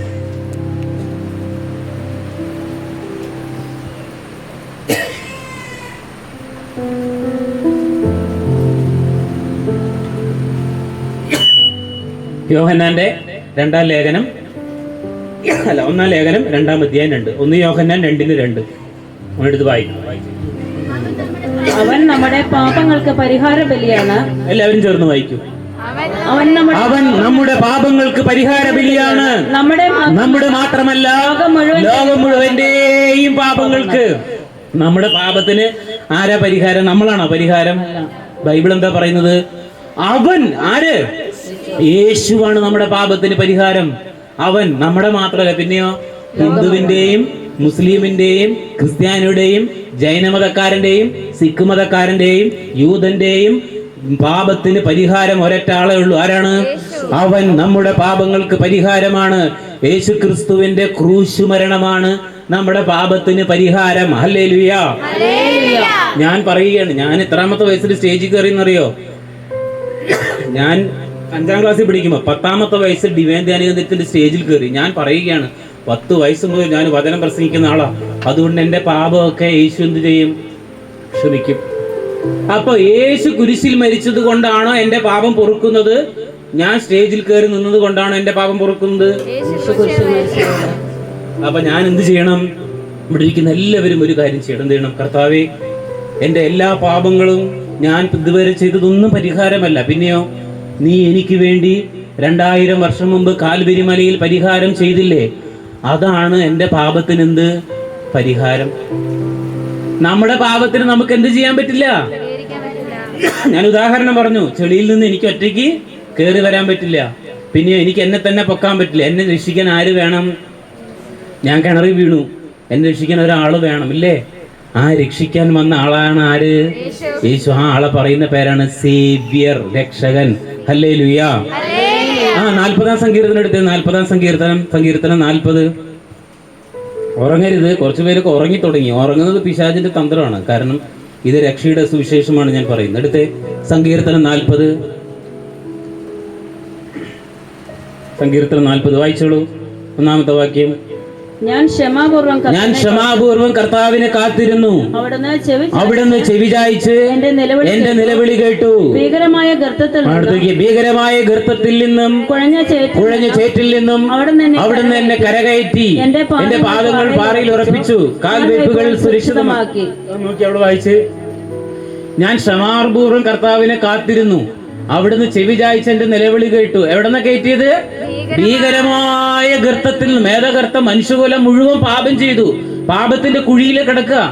ആ ഭീകരമായ ഗർത്തത്തിൽ നിന്നും കുഴഞ്ഞ ചേറ്റിൽ നിന്നും ഞാൻ കരകയറി. അങ്ങനെയല്ല എഴുതിയിരിക്കുന്നത്. എന്താ എഴുതിയിരിക്കുന്നത്? അതിന്റെ അർത്ഥം എനിക്ക് സ്വയം കയറി വരാൻ പറ്റില്ല. ആരാണ് എന്നെ കരകയറ്റിയത്? യേശു എന്നെ കരകയറ്റി. അടുത്ത വാക്യം എന്താണ്? എന്റെ പാദങ്ങൾ പാറയിൽ. ഞാൻ ഇത്ര നാള് ചെളിയിലായിരുന്നു, പാപച്ചെളിയിലായിരുന്നു. ഞാനിപ്പോ എവിടെ കയറി നിർത്തി? എന്നെ പാറപ്പുറത്ത് കയറ്റി നിർത്തി. കണ്ടോ? എന്നിട്ടോ അടുത്ത വാക്യം. അടുത്ത വാക്യം. അവിടുന്ന് ഒരു പുതിയ ഗാനം എന്റെ അധരങ്ങളിൽ നിക്ഷേപിച്ചു. അവിടുന്ന് ഒരു പുതിയ ഗാനം, ആ ഒരു പുതിയ പാട്ട് എനിക്ക് തന്നു. നമ്മുടെ ഈ സങ്കീർത്തനം നിങ്ങൾ കേട്ടിട്ടുണ്ടോ? എവിടെ കേട്ടേക്കണേ? യേശു നല്ലവൻ, അവൻ വല്ലഭൻ, അവൻ ദയയോ. അതിലെ വരികളാണിത്. 40-ാം സങ്കീർത്തനം പെന്തിക്കോസുകാരനെ എഴുതിയ പാട്ടാ. ആ പാട്ട് പെന്തിക്കോസുകാരെ നമ്മളെ വീട്ടിൽ കയറ്റില്ല, പക്ഷെ അവരുടെ പാട്ടൊക്കെ നമ്മൾ എന്ത് ചെയ്യും? ആര് വന്നാലും വീട്ടിൽ കയറ്റിക്കുക. എല്ലാം പരിശോധിച്ച് നോക്കുകയും നല്ലവേ. ഇപ്പോ IPC പെന്തിക്കോസുകാര് കമ്മലിടാറില്ല. അവരുടെ തലപ്പത്തെ സെക്രട്ടറി തന്നെ പറഞ്ഞത് അത് തെറ്റാണ്, ബൈബിളിലെ ഉപദേശം അല്ല അതെന്ന് കഴിഞ്ഞ ദിവസം പറഞ്ഞിട്ടുണ്ട്. IPCയുടെ സെക്രട്ടറി ഞങ്ങൾ KC ജോൺ പറഞ്ഞിട്ടുണ്ട്, അത് ഞങ്ങൾക്ക് പറ്റിയ തെറ്റാണ്. ദൈവവചനത്തിൽ അങ്ങനെയില്ല. ഈ ആഭരണമല്ല ഉപേക്ഷിച്ചിട്ടുണ്ട്, പിന്നെയോ നിന്റെ പാപത്തെയാണ് കളയേണ്ടത്. ഈ കഴുത്തിൽ കാതിലും കാതിലും കിടക്കുന്ന സ്വർണം എന്തെങ്കിലും തെറ്റ് ചെയ്തിട്ടുണ്ടോ? ഇതല്ല, പാപത്തിൽ നിന്ന് വിടുതലാണ്. ഈ വായിച്ചേ ആ വരിയാണെന്ത്? നാശകരമാം കുഴിയിൽ നിന്നും കുഴഞ്ഞ ചേറ്റിൽ നിന്നും കയറ്റി. അടുത്ത വരി എന്താ? എൻ കാലുകളെ പാറമേൽ നിർത്തി. നോക്ക് ഇവിടെ നോക്കിയേ. ആദ്യം ഞാൻ പാപത്തിന്റെ ചെളിയിലാണ് നിന്നേ, പിന്നെ ഇപ്പൊ ഞാൻ എവിടെ നിൽക്കാണ്? പാറമേൽ. ഏതാ പാറ? 1 കൊറിന്തോസ് 10 എടുത്തേ. 1 കൊറിന്തോസ് 10 എടുത്തേ. ഏതാ പാറ? ഒക്കെ പഠിക്കണം. 1 കൊറിന്തോസ് 10 എടുത്തേ. 10-ന്റെ 2 ഇത് വായിച്ചാൽ മതി. 4-ാമത്തെ വാക്യം മാത്രം വായിച്ചത്. വീട്ടിൽ ചെന്നിട്ടെല്ലാം വായിക്കണം. എല്ലാവരും ഒരേ ആത്മീയപാനീയം കുടിച്ചു. മരുഭൂമിയിൽ വെച്ചിട്ട് ഇസ്രായേൽ ജനം എല്ലാവരും ഒരേ വെള്ളം കുടിച്ചു. പിന്നെയോ തങ്ങളെ അനുഗമിച്ച ആത്മീയ ശിലയിൽ നിന്നാണ് അവർ.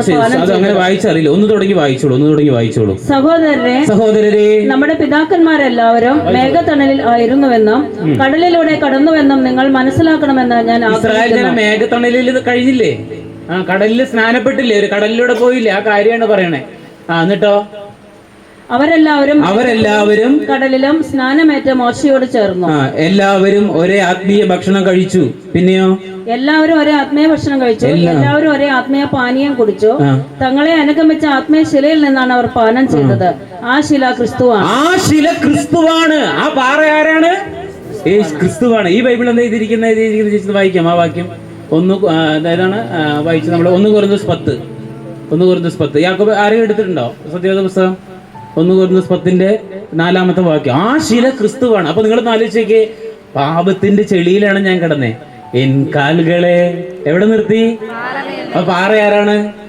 അപ്പൊ ക്രിസ്തുവാണ് ഇപ്പൊ എന്നെ താങ്ങി നിർത്തുന്നത്. ഞാൻ നേരത്തെ പാപത്തിന്റെ ചെളിയിലായിരുന്നു, ഇപ്പൊ എവിടെ കയറി? എൻ കാലുകളെ പാറമേൽ. യേശുവാകുന്ന പാറമേലാണ് നീ ഇപ്പൊ നിൽക്കുന്നത്. പാറ യേശുവാണ്. ഇതൊക്കെ പഠിക്കണം. പഴയ നിയമത്തിലെ പാറ ആരാണ്? യേശുവാണ്. ഹല്ലേലൂയ. അപ്പോ നോക്ക്, ഇവിടെ ശ്രദ്ധിച്ചേ, ഇവിടെ നോക്കി. ഹിന്ദുക്കൾ പറയുന്നു ഹിന്ദുക്കൾ പാപം ചെയ്ത്, ഹിന്ദുക്കൾ പരിഹാരം ചെയ്ത് ഹിന്ദുക്കൾ സ്വർഗത്തിൽ പോകുന്നു. മുസ്ലിംസ് പറയുന്നു അവര് പാപം ചെയ്തു, അവര് പരിഹാരം ചെയ്തു, അവരെവിടേക്ക് പോയി? സ്വർഗത്തിൽ പോയി. പക്ഷെ ബൈബിൾ പറയുന്നു നിങ്ങളുടെ പാപങ്ങൾക്ക് ഒരൊറ്റാളെ പരിഹാരമുള്ളൂ. ആരാണ്?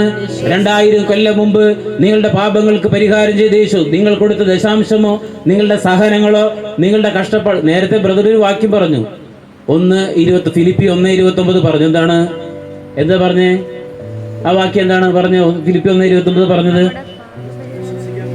ക്രിസ്തുവിൽ വിശ്വസിക്കാൻ മാത്രമല്ല അവനെ പ്രതി സഹിക്കാൻ.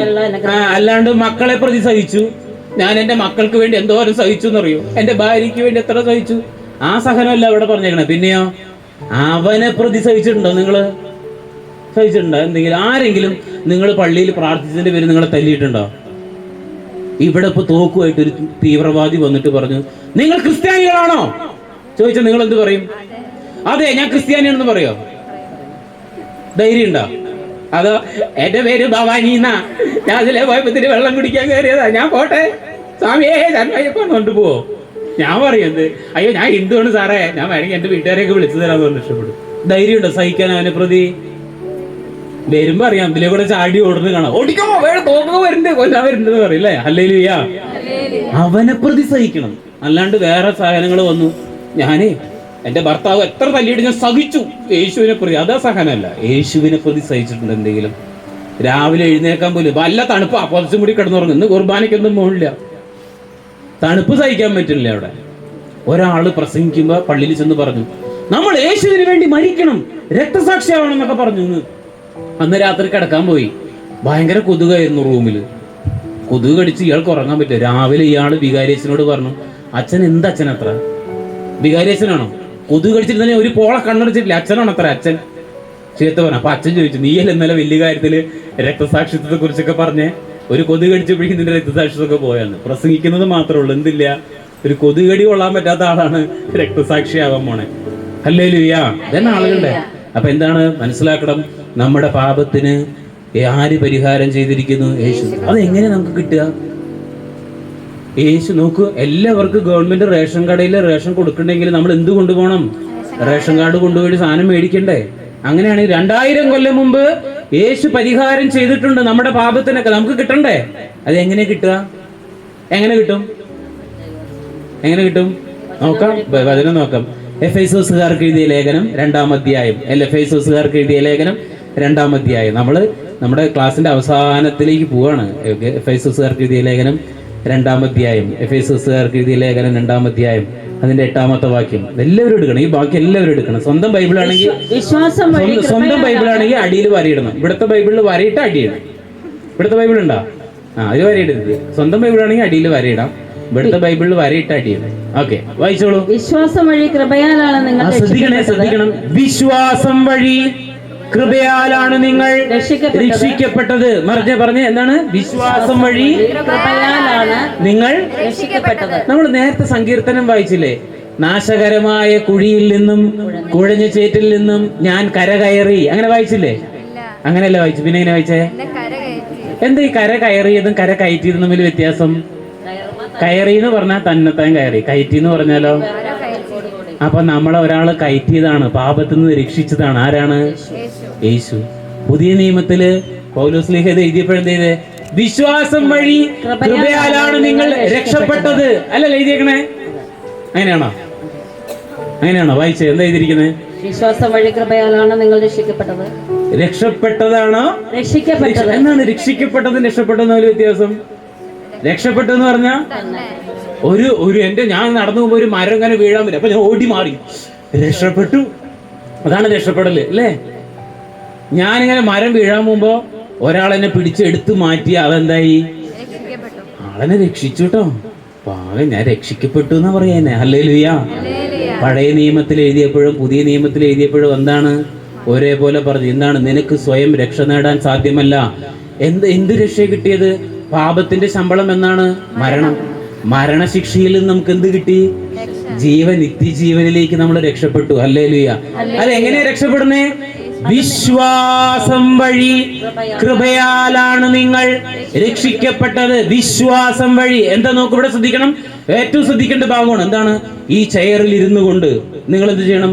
ഇതുവരെ ചെയ്തിട്ടുള്ള എല്ലാ പാപങ്ങളും ഓർത്ത് എന്ത് ചെയ്യണം? ഇല്ല, ഇതുവരെ ഞാൻ ചെയ്ത എന്റെ എല്ലാ പാപത്തിനും എനിക്ക് പരിഹാരം ചെയ്തിട്ടില്ല. ഞാൻ ദശാംശം കൊടുത്തതും, ഞാൻ പള്ളിക്ക് സ്ഥലം കൊടുത്തതും, ഞാൻ മുട്ടിലെഴഞ്ഞതും കുരിശു ചുമന്നതൊന്നുമല്ല ദൈവമേ, പിതാവായ ദൈവമേ, പരിഹാരം 2000 കൊല്ലം മുമ്പ് നിന്റെ പുത്രനായ യേശു എന്റെ പാപത്തിന് വേണ്ടി ക്രൂശിൽ മരിച്ചത്, അവൻ എനിക്ക് വേണ്ടി സഹിച്ച് എന്റെ പാപകടങ്ങൾക്ക് വേണ്ടി പരിഹാരം ചെയ്തിരിക്കുന്നു.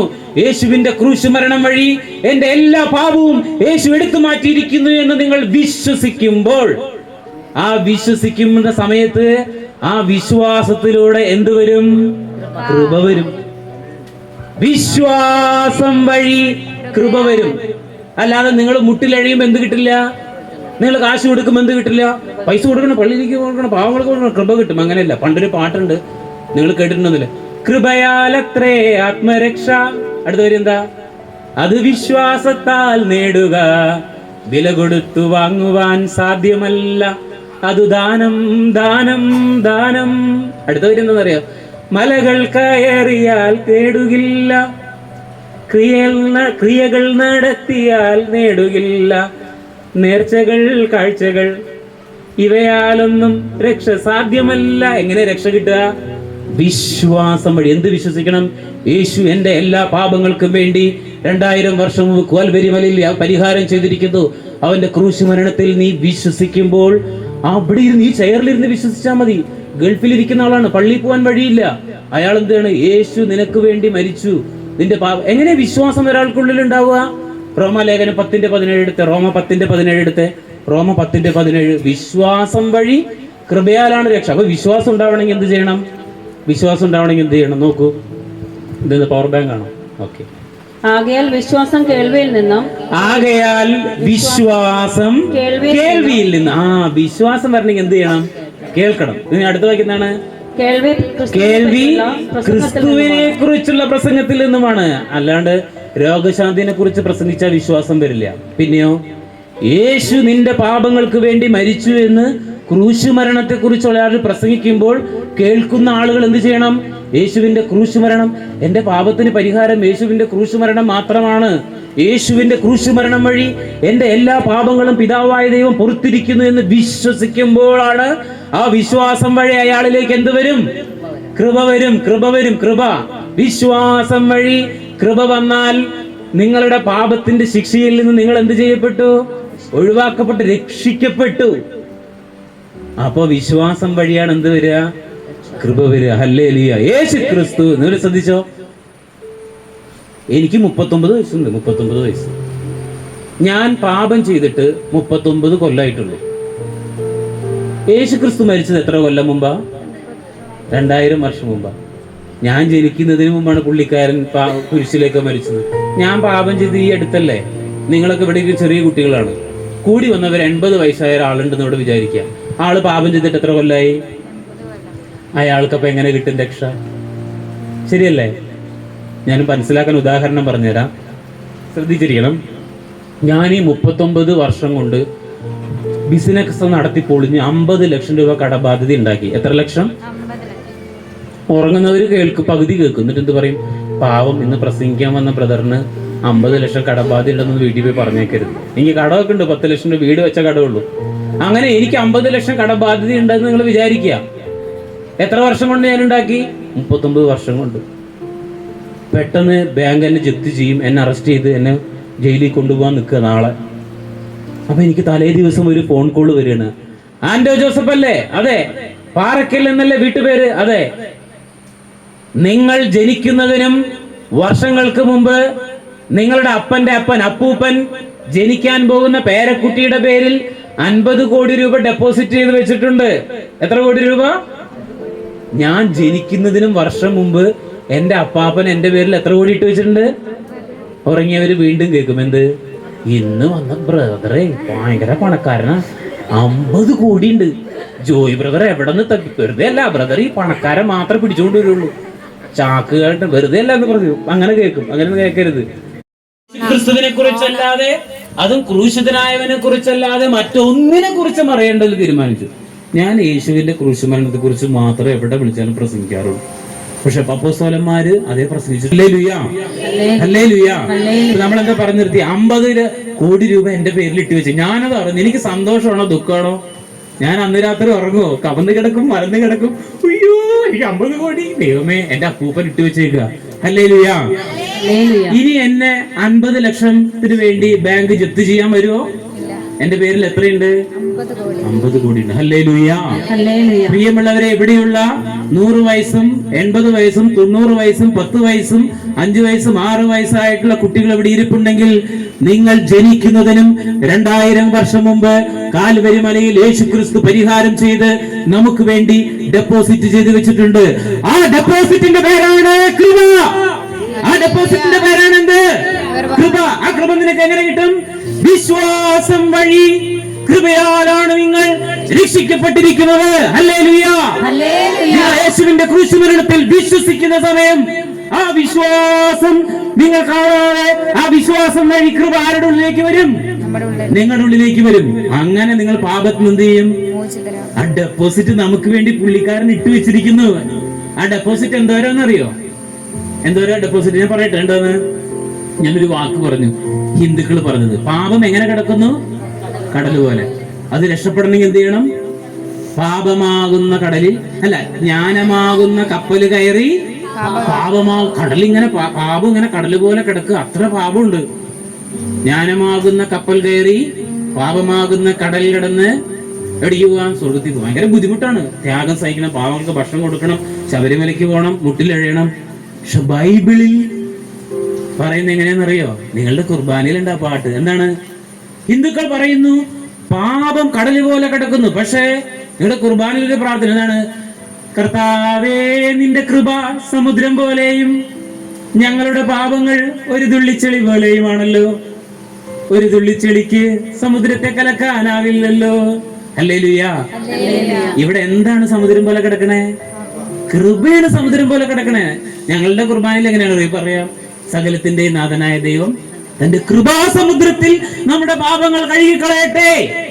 നിങ്ങൾ ഇവിടെ ഇരിക്കുന്ന ആളുകൾ എത്ര വലിയ പാപികളാണെങ്കിലും, എത്ര വലിയ പാപം ചെയ്താണെങ്കിലും, നിങ്ങൾക്ക് വേണ്ടി കാൽവരി മലയിൽ യേശുക്രിസ്തു പരിഹാരം ചെയ്ത് ഡെപ്പോസിറ്റ് ചെയ്തിട്ടുള്ള കൃപയുണ്ടല്ലോ. ആ കൃപയുടെ അളവ് എങ്ങനെയാണ്?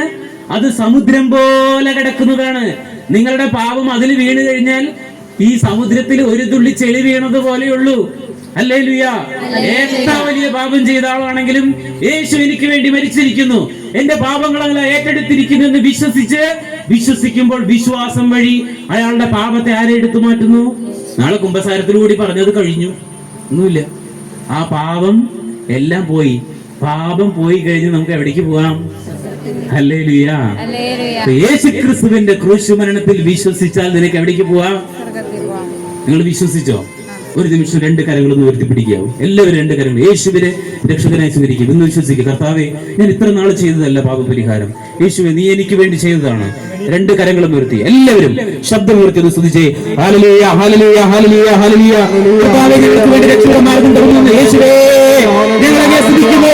ഞങ്ങൾക്ക് വേണ്ടി കാൽവരിയിൽ യാഗമായവനെ, ഞങ്ങൾക്ക് വേണ്ടി ക്രൂശിൽ മരിച്ചവനെ, ഞങ്ങളുടെ വീണ്ടെടുപ്പവനെ, അത്യുന്നതനെ, പരിശുദ്ധനെ യേശുവേ, അവൻ നമ്മുടെ പാപങ്ങൾക്ക് പരിഹാരബലിയാണ്. നമ്മുടെ മാത്രമല്ല, ലോകം മുഴുവന്റെ ഈ പാപങ്ങൾക്ക് പരിഹാരബലിയായ യേശുവേ, നിന്റെ രക്ഷകനായി ഞാൻ സ്വീകരിക്കുന്നു. നിന്നെ ഏറ്റു പറയുന്നു. ആകാശത്തിന് കീഴെ മനുഷ്യരുടെ ഇടയിൽ നമ്മുടെ രക്ഷയ്ക്ക് വേണ്ടി മറ്റൊരു നാമം നൽകപ്പെട്ടിട്ടില്ല. ഹല്ലേലൂയ, ഹല്ലേലൂയ, ഹല്ലേലൂയ. യേശുവേ നന്ദി, യേശുവേ നന്ദി. Hallelujah, hallelujah. ഇരിക്കും. ആകാശത്തിന് കീഴെ മനുഷ്യരുടെ ഇടയിൽ നമ്മുടെ രക്ഷയ്ക്ക് വേണ്ടി മറ്റൊരു നാമവും. ഹല്ലേലൂയ. ഇനി പറഞ്ഞേ, സ്വർഗത്തിൽ പോകുന്ന ഉറപ്പുള്ളവരെന്ന് പറഞ്ഞേ. ഹല്ലേലൂയ. ഒന്ന് കൈവയ്ക്കുക. അങ്ങനെ ഉറപ്പുള്ളവര് പൊക്കണം. ആര് ചോദിച്ചാലും പറയണം. അവരോട് എന്ത് പറയണം? ഞാൻ എന്തുകൊണ്ടാണ് ബാംഗ്ലൂർ പോയപ്പോ കൈ ബുക്ക് ചെയ്തെന്ന് നിങ്ങൾക്ക് മനസ്സിലായോ? അപ്പോ എന്തുകൊണ്ടാ ബുക്ക് ചെയ്യേ? ആ അച്ഛൻ എന്നെ വിളിച്ചു ചോദിച്ചാൽ എനിക്കൊരു മറുപടി ഉണ്ട്. 8 കൊല്ലം മുമ്പത്തെ കാര്യം ഞാൻ പറയും അച്ഛനോട്. അച്ഛാ, എന്റെ കയ്യിലിരിപ്പ് കൊണ്ട് സ്വർഗത്തിന്റെ അയലോക്കത്ത് 7 അകലത്ത് പോലും ഞാൻ എത്തില്ല. പക്ഷെ ഞാൻ സ്വർഗത്തിൽ പോകുമെന്ന് എനിക്ക് ഉറപ്പുണ്ട്. എന്താ കാരണം? എനിക്ക് വേണ്ടി 2000 കൊല്ലം മുമ്പ് എന്റെ കർത്താവ് പരിഹാരം ചെയ്ത് എന്റെ പാപങ്ങൾ ഏറ്റെടുത്ത് അതിന് പരിഹാരം ചെയ്ത് ഡെപ്പോസിറ്റ് ചെയ്ത് വെച്ചിട്ടുണ്ട്. യേശുക്രിസ്തുവിന്റെ കൃപ, അവന്റെ ക്രൂശ് മരണത്തിൽ ഞാൻ വിശ്വസിക്കുന്നു. ആ വിശ്വസിക്കുന്നത് കൊണ്ട് ഞാൻ എവിടേക്ക് പോകും? ഉറപ്പിച്ച് പറയണം. ഹല്ലേലൂയ. ആര് ചോദിച്ചാലും പറയണം, കാരണം പറയണം. ഇതറിയില്ല, അത് അറിയാത്തത് കൊണ്ടാണ്. എന്താണ്? ഞാൻ പാപിയാണെന്ന് നിങ്ങൾ ഉള്ളിൽ വിശ്വസിച്ചു കൊണ്ടിരിക്കുന്നതുകൊണ്ടാണ് നിങ്ങൾക്ക് സ്വർഗത്തിൽ പോകും എന്ന് പറയുമ്പോൾ ഒരു പേടിയില്ല.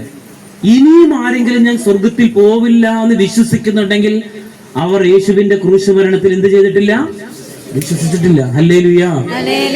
ഒരു സുവിശേഷ പ്രഘോഷനുണ്ട്, മരിച്ചുപോയി. 100 വയസ്സിലാണ് മരിച്ചത്. അയാളുടെ പേര് ബില്ലി ഗ്രഹാം. അയാൾ പറഞ്ഞ വാക്കെന്താണെന്നറിയോ? ഞാൻ മരിച്ചു സ്വർഗത്തിന്റെ വാതിൽ ചെല്ലുകയും സ്വർഗത്തിന്റെ വാതിലിൽ ഒരു പാസ്വേഡ് ഉണ്ടായിരിക്കുകയും ചെയ്താൽ. നിങ്ങളുടെ മൊബൈലിലൊക്കെ പാസ്വേഡ് ഇല്ലേ? കമ്പ്യൂട്ടറിന് പാസ്വേഡ് ഉണ്ട്. തുറക്കണമെങ്കിൽ ആർക്കും മാത്രം പറ്റുള്ളൂ? നിങ്ങൾക്ക്. ആള് പറയാ, ഞാൻ മരിച്ചു സ്വർഗത്തിന്റെ മുൻപിൽ ചെല്ലുകയും ആ സ്വർഗത്തിന്റെ വാതിലിന് ഒരു പാസ്വേഡ് ഉണ്ടായിരിക്കുകയും ചെയ്താൽ ഞാൻ ആ പാസ്വേഡ് അമർത്തി കൊടുക്കും. എന്താണ്? യേശുവിന്റെ ക്രൂശ് മരണത്തിൽ ഞാൻ വിശ്വസിക്കുന്നു എന്ന് അമർത്തി കൊടുക്കുമ്പോൾ ആ സ്വർഗത്തിന്റെ വാതിൽ എന്ത് ചെയ്യും? തുറക്കും. ഹല്ലേലൂയ. ഞാൻ പള്ളിക്ക് സ്ഥലം കൊടുത്തിട്ടുണ്ടെന്ന് പറഞ്ഞാൽ തുറക്കോ? ഞാൻ മുട്ടിൽ എറിഞ്ഞിട്ടുണ്ടെന്ന് പറഞ്ഞാൽ തുറക്കോ? ഞാൻ ചോറ് കൊടുത്തിട്ടുണ്ടെന്ന് പറഞ്ഞാൽ തുറക്കോ? തുറക്കില്ല. എങ്ങനെ തുറക്കും? യേശുവിന്റെ ക്രൂശ്. അവൻ നമ്മുടെ പാപങ്ങൾക്ക് പരിഹാര ബലിയാണ്. നമ്മുടെ മാത്രമല്ല, ലോകം മുഴുവന്റെയും എല്ലാവരുടെയും പാപത്തിന് അതേ പരിഹാരമുള്ളൂ. മനസ്സിലായല്ലോ? അത് എല്ലാവരുടെയും മനസ്സിൽ ഉറപ്പിച്ചത് യേശുവിന്റെ ക്രൂശ് മരണത്തിലുള്ള വിശ്വാസം വഴിയാണ് നമുക്ക് പാപം. ആർക്കാണ് കൃപ വേണ്ടത്? ആർക്കാ കൃപ വേണ്ടത്? ആർക്കാ കൃപ വേണ്ടത്? പറയും. ആർക്കാ വേണ്ടത്? എല്ലാവർക്കും വേണം. ഞാൻ ചോദിക്കട്ടെ, പാരസെറ്റമോൾ ഗുളിക ആർക്ക് കൊടുക്കേണ്ടത്? പനിയുള്ളവർക്ക് കൊടുക്കണം. അങ്ങനെയാണെങ്കിൽ കൃപ ആർക്കാ കൊടുക്കേണ്ടത്? ഉറക്കെ പറയും. പാപികൾക്കാണ് കൃപ വേണ്ടത്, അല്ലേ? ഏറ്റവും കൂടുതൽ കൃപ വേണ്ടത് ആർക്കാണ്?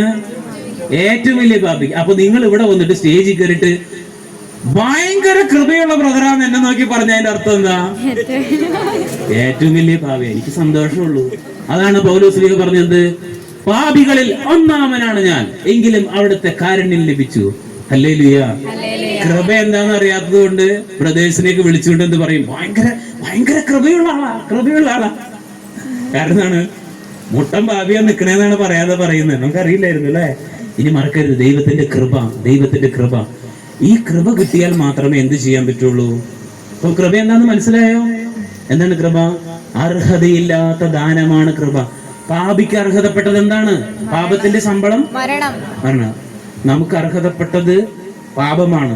പക്ഷെ ദൈവം നമുക്ക് തരുന്നതാണ് യേശുവിന്റെ ക്രൂശ് മരണത്തിൽ വിശ്വസിക്കുമ്പോൾ അർഹതയില്ലാത്ത ദാനം തരുന്നു. അർഹതയില്ലാത്ത ദാനത്തിന്റെ പേരാണ് എന്ത്? കൃപ. അർഹതയില്ലാത്ത ദാനം നമുക്ക് എങ്ങനെ കിട്ടും? വിശ്വാസം വഴി കൃപയാലാണ് നിങ്ങൾ രക്ഷിക്കപ്പെട്ടത്. ഹല്ലേലൂയ. മറക്കരുത്. എങ്ങനെ രക്ഷിക്കപ്പെട്ടത്? ഇനി ആരെങ്കിലും ചോദിച്ചാൽ പറയോ, ഞങ്ങളെ പള്ളിക്ക് സ്ഥലം കൊടുത്തിട്ടുണ്ട്, അതാണ് ഞങ്ങൾ സ്വർഗ്ഗത്തിൽ പോകും. ഞാൻ ഒരു പള്ളി ചെന്നപ്പോൾ ആള് പറഞ്ഞതാ 5 ലക്ഷം രൂപയുടെ സ്പീക്കർ കൊടുത്തിട്ടുണ്ട് ആള് പള്ളിക്ക്. അതുകൊണ്ടാണ് ആള് പറയാ, ഞാൻ ഈ സ്പീക്കറൊക്കെ ഞാൻ കൊടുത്ത ബ്രദർ. എന്നിട്ട് ആള് ഭജനം കേൾക്കാതെ പോയി. ഇനി നിങ്ങൾ ശ്രദ്ധിക്കണം, ഞാൻ പറഞ്ഞത് തെറ്റിദ്ധരിക്കരുത്. അതുകൊണ്ട് പറയണം, ചില പകുതിക്ക് എഴുന്നേറ്റ് പോയ ആളുകളോട് പറഞ്ഞു കൊടുക്കണം, ഞാൻ പറഞ്ഞു വിശ്വസിച്ചാൽ എന്തുണ്ട്? രക്ഷയുണ്ടെന്ന് പറഞ്ഞു. അപ്പൊ നിങ്ങൾക്കൊരു സംശയം, അപ്പൊ പാവങ്ങൾക്ക് ഭക്ഷണം കൊടുക്കണ്ടേ? മലയാറ്റൂര് പോണ്ടേ? സൽപ്രവൃത്തി ഒന്നും ചെയ്യണ്ടേ? അങ്ങനെ ഒരു തെറ്റ് പറ്റുന്നത് എന്താണ്? ശ്രദ്ധിക്കണം. യേശുവിന്റെ ക്രൂശ് മരണത്തിൽ വിശ്വസിച്ച് നീ പാപമോചനം നേടിയിട്ടുണ്ടെങ്കിൽ നിന്റെ ഉള്ളിൽ നിന്ന് സൽപ്രവൃത്തികൾ ഓട്ടോമാറ്റിക്കായിട്ട് വരും. തെങ്ങിന്റെ വേര് മണ്ണിൽ ഉറച്ചു നിന്ന് വളമൊക്കെ സ്വീകരിച്ചിട്ടുണ്ടെങ്കിൽ കായ എവിടെ ഉണ്ടാവും എന്ന് പറഞ്ഞതുപോലെ യേശുവിന്റെ ക്രൂശ് മരണത്തിൽ വിശ്വസിച്ച് പാപമോചനം കിട്ടിയാൽ നിനക്ക് എന്തുണ്ടാവും? സൽപ്രവൃത്തി ഉണ്ടാവും. പാവങ്ങൾക്ക് ഭക്ഷണം കൊടുക്കും. പക്ഷെ നിനക്കറിയാം, നീ പാവങ്ങൾക്ക് ഡ്രസ്സ് കൊടുത്താലും പാവങ്ങളെ സഹായിച്ചാലും നീ പറയണം എന്ത്? കർത്താവേ, ഞാൻ ഈ പാവങ്ങൾക്ക് വീട് വെക്കാൻ പൈസ കൊടുത്തതല്ല എന്റെ പാപത്തിന് പരിഹാരം. നിന്റെ മകൻ യേശു ക്രൂശിൽ മരിച്ചതാണ് പാപത്തിന് പരിഹാരം. അത് ഞാൻ വിശ്വസിക്കുന്നു. ഇത് ഞാൻ ചെയ്യാൻ വേണ്ടിയുള്ളത്. ഇനി എഫേസസ് 2:8 പോകേണ്ട സമയമായി. ഒരു 2 വാക്ക് കൂടി എടുത്തിട്ട് അവസാനം സാക്ഷ്യം പറയാൻ വിട്ടുപോയി. ഓക്കെ, എഫേസസ് 2:8 എടുത്തോ? നിങ്ങൾ എടുത്തേ. 8, 9, 10 വായിച്ചിട്ട് നമുക്ക് അവസാനിപ്പിക്കാം. വായിച്ചേ. കൃത്യം 5 മിനിറ്റ്. വിശ്വാസം വഴി കൃപയാലാണ് നിങ്ങൾ രക്ഷിക്കപ്പെട്ടത്. അത് നിങ്ങൾ നേടിയെടുത്തതല്ല. അതായത് എന്തെങ്കിലും നിങ്ങൾ നേടിയെടുത്തതല്ല. പിന്നെയോ ദൈവത്തിന്റെ ദാനമാണ്. പിന്നെയോ അത് പ്രവൃത്തികളുടെ ഫലമല്ല, തന്മൂലം ആരും അതിൽ അഹങ്കരിക്കേണ്ടതില്ല. നാം ദൈവത്തിന്റെ കരവേലയാണ്. നാം ചെയ്യാൻ വേണ്ടി ദൈവം മുൻകൂട്ടി ഒരുക്കിയ സത്പ്രവൃത്തികൾക്കായി യേശു ക്രിസ്തുവിൽ സൃഷ്ടിക്കപ്പെട്ടവരാണ്. നമ്മൾ ചെയ്യുന്ന സൽപ്രവൃത്തികളൊക്കെ ഇല്ലേ, അത് ദൈവം മുൻകൂട്ടി ഒരുക്കിയിട്ടുള്ളതാണെന്ന്. അതുകൊണ്ട് അത് ചെയ്തു എന്ന് പറഞ്ഞ് സ്വർഗത്തിൽ പോന്ന് വിചാരിക്കണ്ട. ശ്രദ്ധിക്കണം. മലയാറ്റൂര് മലയ്ക്ക് പോകുമ്പോൾ എന്ത് ചെയ്യണം? ഒരു ചെറിയ കുരിശ് കയ്യിൽ പിടിക്കുക. വലിയ എടുത്താ പൊങ്ങാത്ത കുരിശൊന്നും മരം വെട്ടി കൊണ്ടുപോകണ്ട. ഒന്നാമത് മരം ഇന്നാണ് ഒരു ലോറിയിൽ എഴുതിയേക്കണത്, എന്താണ്? Plant trees save lives. മരങ്ങൾ നടൂ, പിന്നെയോ ജീവൻ രക്ഷിക്കുക എഴുതി. ഞാൻ നോക്കുമ്പോൾ അതിനകത്ത് തടി മുറിച്ചിട്ട് കയറ്റിട്ട് പോകും. തടി കയറ്റിട്ട് പോകണ ലോറിയിൽ എഴുതി വെച്ചിരിക്കുന്നതാണ് മരങ്ങൾ നടു, ജീവിതം രക്ഷിച്ചു. എന്നിട്ട് എല്ലാ മരവും മുറിച്ചവർ കൊണ്ടുപോകണം. ഈ ചെറിയ കുരിശ് നെഞ്ചോട് ചേർത്ത് പിടിച്ച് മലയാറ്റൂരൂപ പറയുന്നുണ്ട്, കർത്താവേ, ഞാൻ ഈ കുരിശ് ചുമന്നത് കൊണ്ടല്ല എൻ്റെ പാപം പൊറുക്കുന്നത്, നിന്റെ പുത്രൻ കാൽവരിമലയിൽ എനിക്ക് വേണ്ടി പരിഹാരം ചെയ്തതിൻ്റെ ഓർമ്മയ്ക്കായിട്ടാണ്. ഞാനത് ഓർക്കുകയാണ് കർത്താവ്. അതാണ് കുർബാനയിൽ പറയുന്നതാണ്, നിങ്ങളിത് എൻ്റെ ഓർമ്മയ്ക്കായി. ആ സമയത്ത് മാത്രം നമ്മൾ ഓർക്കണതാണ്, നമ്മുടെ വീട്ടിലെ കാര്യങ്ങൾ ഓർക്കും. ദൈവമേ എനിക്ക് ലോട്ടറി എടുക്കുന്നത് അടിക്കണേ, ദൈവമേ എൻ്റെ PUC എക്സാം പാസ്സാവണേ, നഴ്സിംഗ് പാസ്സാവണേ. പക്ഷെ ആ സമയത്ത് എന്താ ഓർക്കേണ്ടത്? ഇതെൻ്റെ ഓർമ്മ. കാസിം പേലാസി ഓർക്കുമ്പോൾ എന്ത് ചെയ്യണം? കർത്താവേ നീ എനിക്ക് വേണ്ടി എൻ്റെ പാപത്തിന് വേണ്ടി പരിഹാരം ചെയ്തത് ഞാൻ ഓർക്കും. അത് ഓർക്കുക, അപ്പോഴാണ് അനുഗ്രഹിക്കുക. ഹല്ലേലൂയ. ഞാൻ ഒരു ഹൈന്ദവ കുടുംബത്തിലാണ് ജനിച്ചു വളർന്നത്. എനിക്ക് അപ്പനും അമ്മയും 6 ചേച്ചിമാരാ, 2 പേരും മരിച്ചുപോയി. മുഴുവൻ പട്ടിണിയുള്ള കുടുംബത്തിലാണ് ഞാൻ വളർന്നത്. നല്ല വസ്ത്രമില്ല. 7ാം ക്ലാസ്സിൽ പഠിക്കുമ്പോഴാണ് ഞാൻ 5ാം ക്ലാസ്സിൽ പഠിക്കുമ്പോൾ എൻ്റെ അമ്മ എന്നൊരു ഡിവൈൻ അനാഥശാലയിൽ കൊണ്ടാക്കി, പട്ടിണി കാരണം. മൂത്ത 2 സഹോദരിമാര് പോഷകാഹാരം ഇല്ലാതെ മരിച്ചുപോയി. അപ്പം കുടുംബം നോക്കാത്ത മനുഷ്യനായിരുന്നു. എൻ്റെ തൊട്ട് മൂത്ത സഹോദരി ഒരു 8 വയസ്സായിട്ട് എഴുന്നേറ്റ് നടക്കുന്നില്ല. അങ്ങനെ ആ സഹോദരിയും കൊണ്ട് എൻ്റെ അമ്മ ആരോ പറഞ്ഞു കേട്ട് പാവപ്പെട്ട സ്ത്രീ പോട്ടാശ്രമത്തിലേക്ക് വന്നു. അവിടെ വചനം കേട്ട് ഉച്ചയ്ക്ക് ബ്രെഡും വെള്ളവും വാങ്ങാൻ പോയി. ഈ കൊച്ചിനെ ഇവിടെ കിടത്തിയിട്ട് പോയിട്ട് തിരിച്ചു വരുമ്പോൾ കൊച്ചിനെ കാണാനില്ല. 8 വയസ്സായിട്ട് എഴുന്നേറ്റ് നടക്കില്ല. കരയുന്നുണ്ടെന്ന് അറിയുന്നത് എങ്ങനെയെന്നറിയോ? ഒരു ഇറച്ചി കഷ്ണം പോലെ കിടന്ന പെൺകുട്ടി, അതിന് 2 സൈഡിലൂടെ വെള്ളം ഇങ്ങനെ ഒഴുകുമ്പോൾ അറിയാൻ കരയുന്നുണ്ടെന്ന്. എൻ്റെ അമ്മ അവിടെ കിടത്തിയിട്ട് തിരിച്ചു വരുമ്പോൾ ബ്രെഡും വെള്ളവും വാങ്ങിയിട്ട്, അന്ന് 10,000-കണക്കിന് ആളുകൾ കോട്ടയിൽ വരും. തിരിച്ചു വരുമ്പോൾ ഈ പെൺകുട്ടിയെ കാണാനില്ല. അമ്മ കരയാൻ തുടങ്ങി. അന്വേഷിച്ച് പനക്കിലച്ചൻ പറഞ്ഞു, 8 വയസ്സായി എഴുന്നേറ്റ് നടക്കാത്ത ഒരു പെൺകുട്ടിയെ ഈ പന്തലിന്റെ താഴെ നിന്ന് ആരോ എടുത്തുകൊണ്ടുപോയി. അതിന്റെ അമ്മ ഇവിടെ നിന്ന് കരയുകയാണ്, തിരിച്ചു കൊടുക്കണം. അന്ന് CCTV ഒന്നുമില്ല. അവസാനം പ്രേക്ഷകരും ആളുകൾ കൂടി അന്വേഷിച്ച് നടന്ന് ആ പോട്ടാശ്രമത്തിലെ പന്തലിന്റെ അടിയിൽ 8 വയസ്സായിട്ടും എഴുന്നേറ്റ് നടക്കാത്ത ആ പെൺകുട്ടി യേശുവിന്റെ നാമത്തിൽ എഴുന്നേറ്റ് നടന്നു. ഹല്ലേലൂയ. മാത്രമല്ല ആ പെൺകുട്ടി കരഞ്ഞ് നിലവിളിച്ച്, അമ്മയെന്ന് വിളിച്ച് സംസാരിക്കാത്ത കുട്ടി അമ്മയെന്ന് വിളിച്ച് നിലവിളിച്ച് കരഞ്ഞു. ഹല്ലേലൂയ. പനക്കിലച്ചൻ പറഞ്ഞു, 4ാം ക്ലാസ് മാത്രം പഠിപ്പുള്ള എൻ്റെ അമ്മയോട് പറഞ്ഞു, നീ ഈ ഡിവൈൻ ധ്യാനകേന്ദ്രത്തിന്റെ മെയിൻ സ്റ്റേജിൽ സാക്ഷ്യം പറയുമെന്ന് ചോദിച്ചു. 4ാം ക്ലാസ്സുകാരി 35 വർഷം ഡിവൈൻ ധ്യാനകേന്ദ്രത്തിന്റെ സ്റ്റേജിൽ നിന്ന് വചനം പ്രസംഗിച്ചു. ഞാൻ പോലും ഒരു 1000 പേരിൽ കൂടുതൽ നിന്ന് വചനം പ്രസംഗിച്ചിട്ടില്ല. പക്ഷെ എൻ്റെ അമ്മ 30,000 ആളുകൾക്ക് വചനം പ്രസംഗിച്ചു. തെലുങ്കിലും തമിഴിലും ഹിന്ദിയിലും കന്നഡയിലും ഇംഗ്ലീഷിലും വരെ അമ്മ പോയിട്ട് അവിടെ പ്രസംഗിച്ചു. അങ്ങനെയൊക്കെ പ്രശ്നം അവർ ട്രാൻസ്ലേറ്റ് ചെയ്തു. മലയാളത്തിൽ പറയുമ്പോൾ ഇംഗ്ലീഷ് അമേരിക്കയിൽ വരെ അമ്മയുടെ സാക്ഷി എത്തി. വേളാങ്കണ്ണി യാത്രയിൽ അമ്മ ഉണ്ടായിരുന്നു, കാർത്തിയാനി. ഇപ്പൊ 73 വയസ്സുണ്ട്. ഇപ്പോഴും അമ്മ വർക്ക് ചെയ്യുന്നുണ്ട് കർത്താവിന് വേണ്ടി. ഇനി ഒരു ആൺകുട്ടിയുള്ളൂ. വയസ്സുകാലത്ത് സമ്പാദിച്ച് നോക്കേണ്ടതാണ് ഞാൻ, അല്ലേ? എൻ്റെ അമ്മ പറഞ്ഞില്ല എന്ത്, എൻ്റെ മോൻ അങ്ങനെ പ്രസംഗിക്കാൻ പോകണ്ടെന്നല്ല പറ. പിന്നെ എനിക്കൊരാഗ്രഹമുള്ളൂ, എൻ്റെ മോൻ യേശുവിന് വേണ്ടി ജീവിക്കുന്നവരാണ്. അല്ലെ? നിങ്ങളുടെ മക്കളെയൊക്കെ സുവിശേഷകരാക്കണം. എന്ത് ചെയ്യണം? ഈ ക്രൂശിലെ സ്നേഹത്തെ കുറിച്ച് പറയണം നിങ്ങളുടെ മക്കള്. അല്ലാണ്ട് യേശുവിനോട് പ്രാർത്ഥിച്ചാൽ താരം മാറും, പേൻ പോവും, PSC നഴ്സിംഗ് പാസ്സാവും. ഞാൻ അങ്ങനെ പറയില്ല. യേശുവിനെ ശരിക്കും ഫോളോ ചെയ്താൽ അതൊക്കെ ദൈവം നോക്കിക്കോളും. ഹല്ലേലൂയ. അതാണ് വഴി. ഞാൻ ക്രൂശിക്കപ്പെട്ട ക്രിസ്തുവിനെ പ്രസംഗിക്കുന്നു. ഞാൻ ബൈബിൾ പഠിപ്പിക്കുന്നുണ്ട്. നിങ്ങൾക്ക് ആർക്കെങ്കിലും ബൈബിൾ ക്ലാസ് എല്ലാ ബുധനാഴ്ചയും ഗൂഗിൾ മീറ്റിലാണ്. നിഴൽ പൊരുൾ ബന്ധത്തിലെ ബൈബിൾ പഠിക്കുക. ഇതുപോലെ ഇപ്പൊ നിങ്ങൾ പഠിച്ചതുപോലെ ഇതിനേക്കാളും രസകരമായിട്ട് ബൈബിൾ പഠിക്കുന്നു. നിങ്ങൾക്ക് ആർക്കെങ്കിലും ബൈബിൾ ക്ലാസ് എല്ലാ ബുധനാഴ്ചയും രാത്രി 9 മണി തുടങ്ങി 10 മണി വരെ. ഞാനും വേറൊരു ബ്രദറുണ്ട്, നിങ്ങൾ കേട്ടിട്ടുണ്ട്, നന്ദു ബ്രദർ അറിയോ? ആളാണ് ഡയറക്ടർ. പഠിക്കാൻ ആഗ്രഹമുള്ളവർ ദൈവജനം പഠിക്കും. നല്ല രസകരമായിട്ട് അർത്ഥം മനസ്സിലാകുന്ന പഠിക്കും. 9 തുടങ്ങി 10 ഗൂഗിൾ മീറ്റിലാണ്. ഈ 17-ാം തീയതി തന്നെ ആരംഭിക്കാൻ വേണം ബുധനാഴ്ച. ഇത് കഴിയുമ്പോൾ വേണമെങ്കിൽ ഞാൻ എടുത്ത് ചോദിച്ചാൽ ഡീറ്റെയിൽസ് തരാം. പിന്നെ ഞങ്ങൾ നടത്തുന്ന ധ്യാനമുണ്ട്. ജൂലൈ 31 ധ്യാനം, 3 ദിവസം ധ്യാനമുള്ളൂ. റിസോർട്ട് പോലുള്ളതാണ്. നിങ്ങൾക്ക് വരാം, നമുക്ക് ഒരുമിച്ച് പ്രവർത്തിക്കാം. പിന്നെ നിങ്ങളുടെ ഇവിടെ വചനം പ്രസംഗിക്കും. എല്ലാ ദിവസവും നിങ്ങൾ പുതിയത് പഠിക്കണം. ഈ ക്ലാസ് നിങ്ങൾക്ക് ആർക്കും പറഞ്ഞു കൊടുക്കാൻ പറ്റില്ലേ? പറഞ്ഞു കൊടുക്കാൻ പറ്റണം. അപ്പോസ്തലന്മാർ പഠിച്ചത് അപ്പോസ്തലൻ പ്രവർത്തിച്ചു. എൻ്റെ കുടുംബം മുഴുവൻ മാനസാന്തരപ്പെട്ടു. എല്ലാവരും വിശ്വാസത്തിലേക്ക് വന്നു. മനസ്സിലായോ? ആ വിശ്വാസത്തിൽ ഞങ്ങൾ ഒരുമിച്ച് ഇന്നലെ കൂട്ടായ്മ ഉണ്ടായിരുന്നു. ഹിന്ദുക്കളായിട്ടുള്ള 80 പേര് ചേർന്ന് അവിടെ 100 പേര് വരും. ഇന്നലെ 80 പേരെ വന്നിട്ടുള്ളൂ. ഒരുമിച്ച് ഞങ്ങളുടെ ഗ്രൂപ്പ് പ്രവർത്തിക്കുന്നു. ദൈവത്തിന്റെ വചനം, ഈ വചനം ഉണ്ടല്ലോ, ഇതിനേക്കാളും വലുതൊന്നും ഇതില്ല. ഇത് കിട്ടിയാൽ ഇത് ശരിക്കും പഠിക്കാത്തത് കൊണ്ടാണ് ക്രിസ്ത്യാനികൾ. ഞങ്ങളുടെ ഇടവകയിൽ ഒരു പെൺകുട്ടി, അവൾ ഇന്ന് 18 വയസ്സായി. പിറ്റേ ദിവസം അവളൊരു അമ്പലത്തിൽ പോയി ഒരു ഹിന്ദുവിനെ കല്യാണം കഴിച്ച് ഗ്രൂപ്പിലിട്ടേക്കുന്നു. 12 കൊല്ലം വേദപാഠം പഠിച്ചിട്ട് അവൾ യേശുവിനെ പറ്റിക്കുകയായിരുന്നു ശരിക്കും പറഞ്ഞു, അല്ലേ? യേശുവിനോട് 12 കൊല്ലം ഒരു പുരുഷന്റെ പുറകെ 2 കൊല്ലം പ്രേമിച്ചുള്ളൂ. അവൾ എന്ത് ചെയ്തു? അവൻ്റെ ഒപ്പം വിളിച്ചോടിക്കും. 12 കൊല്ലം യേശുവിനെ സ്നേഹിച്ചു എന്ന് പറയുന്നവള് യേശുവിനെ ഉപേക്ഷിച്ചു. അപ്പൊ സ്നേഹിച്ചിട്ടുണ്ടോ ശരിക്കും? പുതിയ കാലത്തെ പിള്ളേരുടെ പേരിൽ പറഞ്ഞ യേശു ക്രിസ്തുവിനെ അവൾ എന്ത് ചെയ്തു? തേച്ചു. പാവം കർത്താവ് ജീവൻ തന്ന ആളാ. ജീവനേക്കാൾ വലുത് എന്തുണ്ടോ? യേശു ക്രിസ്തു എന്ത് തരുന്നല്ല നോക്കേണ്ടത്, പിന്നെയോ യേശു ക്രിസ്തു എന്ത് തന്നു. അതാണ് സുവിശേഷം. എന്ത് തന്ന യേശു? നമുക്ക് വേണ്ടി ജീവൻ തന്നു. നമ്മുടെ പാപത്തിന് പരിഹാരം ചെയ്യാൻ പറ്റില്ല. നോക്ക്, എനിക്കൊരു ബാങ്കിൽ ലോണുണ്ട്, 50 ലക്ഷം ലോണുണ്ട്. എനിക്ക് ജോയി ബ്രദർ ലോൺ എടുക്കാൻ പോകുമ്പോൾ എനിക്ക് ജാമ്യം നിൽക്കാൻ പറ്റുമോ? ഓൾറെഡി എനിക്ക് എന്തുണ്ട്? അവിടെ കടബാധ്യതയുണ്ട്, ഇല്ലേ? എന്ന് പറഞ്ഞ പാപിയായ മനുഷ്യന് വേണ്ടി പാപം ചെയ്യാത്ത യേശു എന്ത് ചെയ്തു? പരിഹാരം ചെയ്തു. ഹല്ലേലൂയ. ദൈവം നിങ്ങൾ സമൃദ്ധമായി അനുഗ്രഹിക്കട്ടെ. ദൈവത്തിന്റെ കൃപ നിങ്ങൾക്ക് സമൃദ്ധമായി ലഭിക്കട്ടെ. കൃപ എങ്ങനെ കിടക്കുന്നു? സമുദ്രം പോലെ കിടക്കുന്നു. വിശ്വസിക്കുമ്പോൾ നിങ്ങൾക്ക് ലഭിക്കും. ഇനി കൃപയുള്ള പ്രദേശം ഇവിടെ വരട്ടെ. ഹല്ലേലൂയ. എന്നെ ഇങ്ങോട്ട് വിളിച്ച ജോയ് ബ്രദറിന് ദൈവനാമത്തിൽ നന്ദി പറഞ്ഞു. നിങ്ങളുടെ കൂട്ടായ്മ വളരട്ടെ, വചനം പഠിച്ചു വളരട്ടെ, വചനം പഠിക്കട്ടെ. സുവിശേഷകരെന്നാണ് ഈ കുട്ടികളൊക്കെ പ്രാർത്ഥിക്കുന്ന കണ്ടപ്പോൾ എനിക്ക് സന്തോഷം തോന്നി. ഒരു ലജ്ജയില്ലാതെ ചില പെൺകുട്ടികൾ വാ തുറക്കില്ല. ഞങ്ങളുടെ പള്ളിയിലൊക്കെ ഭയങ്കര ഭവ്യത, എളിമയാണ് കാണിക്കുന്നത്, പക്ഷെ നാണ്. പക്ഷെ ഇവരെന്ത് നന്നായിട്ട് പ്രാർത്ഥിച്ച്. ദൈവം അനുഗ്രഹിക്കട്ടെ. ഈ കുടുംബം ഈ വീട് വിട്ടു തന്നത് ദൈവം വീട് വിട്ടുകൊടുക്കാൻ നിസ്സാര കാര്യമാണോ? വലിയ കാര്യമാണ് വീട് വിട്ടുകൊടുത്തിട്ട്. ദൈവം നിങ്ങളെ അനുഗ്രഹിക്കും. നിങ്ങളുടെ തലമുറകൾ അനുഗ്രഹിക്കപ്പെടും. നമ്മൾ മരിച്ചാലും നമ്മുടെ കുടുംബത്തെ ദൈവം അനുഗ്രഹിക്കും. ദൈവം വാഗ്ദാനം തെറ്റില്ല. ഏലിയ 16 അത്ഭുതങ്ങൾ പ്രവർത്തിച്ചു. എത്ര അത്ഭുതം? 16. ഏലീഷ എത്ര എണ്ണം പ്രവർത്തിച്ചു? 31 എണ്ണം പ്രവർത്തിച്ചു. 31.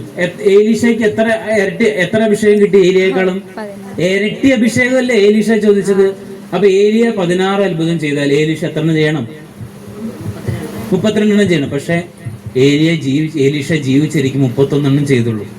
പക്ഷെ ദൈവം ഇരട്ടിയല്ലേ കൊടുത്തത്. അപ്പൊ ഒരത്ഭുതം കൂടി നടക്കണ്ടേ? എങ്ങനെയാ നടന്നത്?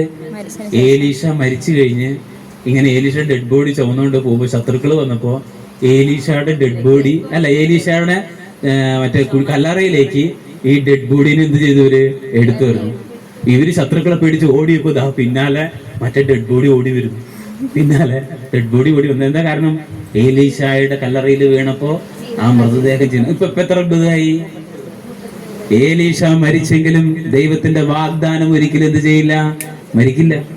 നമ്മൾ മരിച്ചു പോയാലും നിങ്ങൾ ദൈവത്തോട് പ്രാർത്ഥിച്ചിട്ട് നിങ്ങൾ മരിച്ചാലും നിങ്ങളുടെ മക്കളെ ദൈവം അനുഗ്രഹിക്കും. നീതിമാൻ ഭിക്ഷയാചിക്കുന്നതോ പട്ടിണി കിടക്കുന്നതോ അവന്റെ മക്കൾ ഭിക്ഷയാചിക്കുന്നതോ ഞാൻ ഇന്നോളം കണ്ടിട്ടില്ല. ഹല്ലേലൂയ.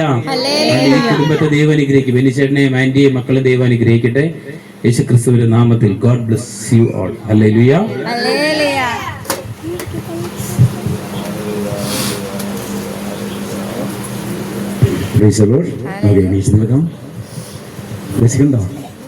വിശക്കുന്നുണ്ടോ? വിശപ്പൊക്കെ മാറിയില്ലേ? ഇപ്പോൾ വിശപ്പ് മാറിയില്ലേ അല്ലേ? വിശപ്പ് മാറാൻ പാകത്തിന് അത് അതിൻ്റെതായ രീതിയിൽ അല്ലേ ഒരു അവിയൽ പരുവത്തിനെ വിളമ്പി തന്നെ അല്ലേ? അല്ലേ? നല്ല ടേസ്റ്റ് ഉണ്ടായിരുന്നില്ലേ? നല്ല ടേസ്റ്റാണ്. നല്ല ടേസ്റ്റാണ്. ഓക്കെ, നമുക്ക് എന്തായിരുന്നു കണ്ടന്റ്? എന്തായിരുന്നു? പ്രധാനം കേട്ടു, ദീർഘവിശ്വാസമൊക്കെ വിട്ടു രണ്ടുമൊക്കെ. കണ്ടന്റ് എന്തായിരുന്നു? അതേതായിരുന്നു വചനം? എഫെസ്യർ 2:8. എന്താ വചനം? വിശ്വാസം വഴി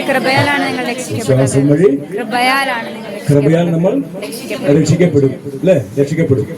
അങ്ങനെയാണോ? രക്ഷിക്കപ്പെട്ടിരിക്കുന്നു അല്ലെ? രക്ഷിക്കപ്പെട്ടിരിക്കുന്നു. അപ്പൊ ഇനി ഒന്നും ചെയ്യണ്ട പ്രത്യേകിച്ച് അല്ലെ? പരിഹാര പ്രവൃത്തികൾ വേണ്ട, ആചാരങ്ങൾ അനുഷ്ഠാനങ്ങള് ഒന്നും വേണ്ട. പിന്നെ എന്ത് ചെയ്യണം? ഒറ്റ വചനത്തിൽ വിശ്വസിക്കുക. ഏതാ വചനം പറഞ്ഞേ? 1 യോഹന്നാൻ 2:2. അവൻ നമ്മുടെ അത് ഫോളോ ചെയ്യണം, അത് മുറുകെ പിടിക്കുക, അതിൽ വിശ്വസിക്കുക. അങ്ങനെ കൃപയാൽ നമ്മള് നമ്മുടെ ആത്മീയ ജീവിതം മുമ്പോട്ട് കൊണ്ടുപോയി അവസാനം എവിടെ എത്തും? നിത്യതയിലെത്തും. നിത്യജീവനെ മുറുകെ പിടിക്കുക. അതായിരിക്കണം നമ്മുടെ ലക്ഷ്യം. അതായിരിക്കണം നമ്മുടെ ലക്ഷ്യം. ഹല്ലേലൂയ. പാണ്ഡവർ പറഞ്ഞതുപോലെ അവരുടെ 3 ദിവസത്തെ ധ്യാനം, അതുപോലത്തെ 3 ദിവസത്തെ ധ്യാനമാണ് നമ്മളും. നമ്മുടെ കൂട്ടായ്മ അല്ലെ 8 പേര് പോയി കൂടി. ഇനിയിപ്പോ അടുത്ത 9-ാം തീയതി ആ നിത്യജീവൻ. അതാണ് നിത്യജീവനെ എങ്ങനെ നിത്യജീവൻ സ്വന്തമാക്കാം. നിത്യജീവനെ കുറിച്ചാണ് അവിടെയും ടോക്ക് ചെയ്യുന്നത് മുഴുവൻ. അപ്പോ കർത്താവ് സമർത്ഥമായിട്ട് നമ്മൾ എല്ലാവരെയും അനുഗ്രഹിച്ചിട്ടുണ്ട്. വിശ്വാസത്തോടെ നമുക്ക് എന്ത് ചെയ്യാൻ പറ്റും? ഇനി വചനം വായിക്കാനൊക്കെ. വചനം വായിക്കണം. ഒരു അരമണിക്കൂർ, ഏറ്റവും കുറഞ്ഞത് അരമണിക്കൂറെങ്കിലും ബൈബിൾ വായിക്കണം. എല്ലാവർക്കും ബൈബിൾ ഉണ്ടായിരിക്കും. ഇത് നമ്മൾ നേരത്തെ പറഞ്ഞ കാര്യമാണ്, എല്ലാവർക്കും ബൈബിൾ ഉണ്ടായിരിക്കണം. ഇനി ആർക്കെങ്കിലും ബൈബിൾ മേടിക്കാൻ നിവൃത്തിയില്ലെങ്കിൽ പറഞ്ഞാൽ കൂട്ടായ്മ ഫ്രീ ആയി ബൈബിൾ തരുന്നതാണ്. Hallelujah, hallelujah. അത് ആർക്ക് വേണമെങ്കിലും തരും. ബൈബിൾ ഇല്ലെങ്കിൽ ബൈബിള് ഒന്ന് പറഞ്ഞാൽ മതി. ഇവിടെ മിനിയെടുത്തോ ആരോടത്തും പറഞ്ഞിരുന്നാൽ അടുത്ത കൂട്ടായ്മയിൽ ബൈബിൾ എത്തിയിരിക്കും. ഹല്ലേലൂയ, യേശുവേ നന്ദി, യേശുവേ സ്തുതി.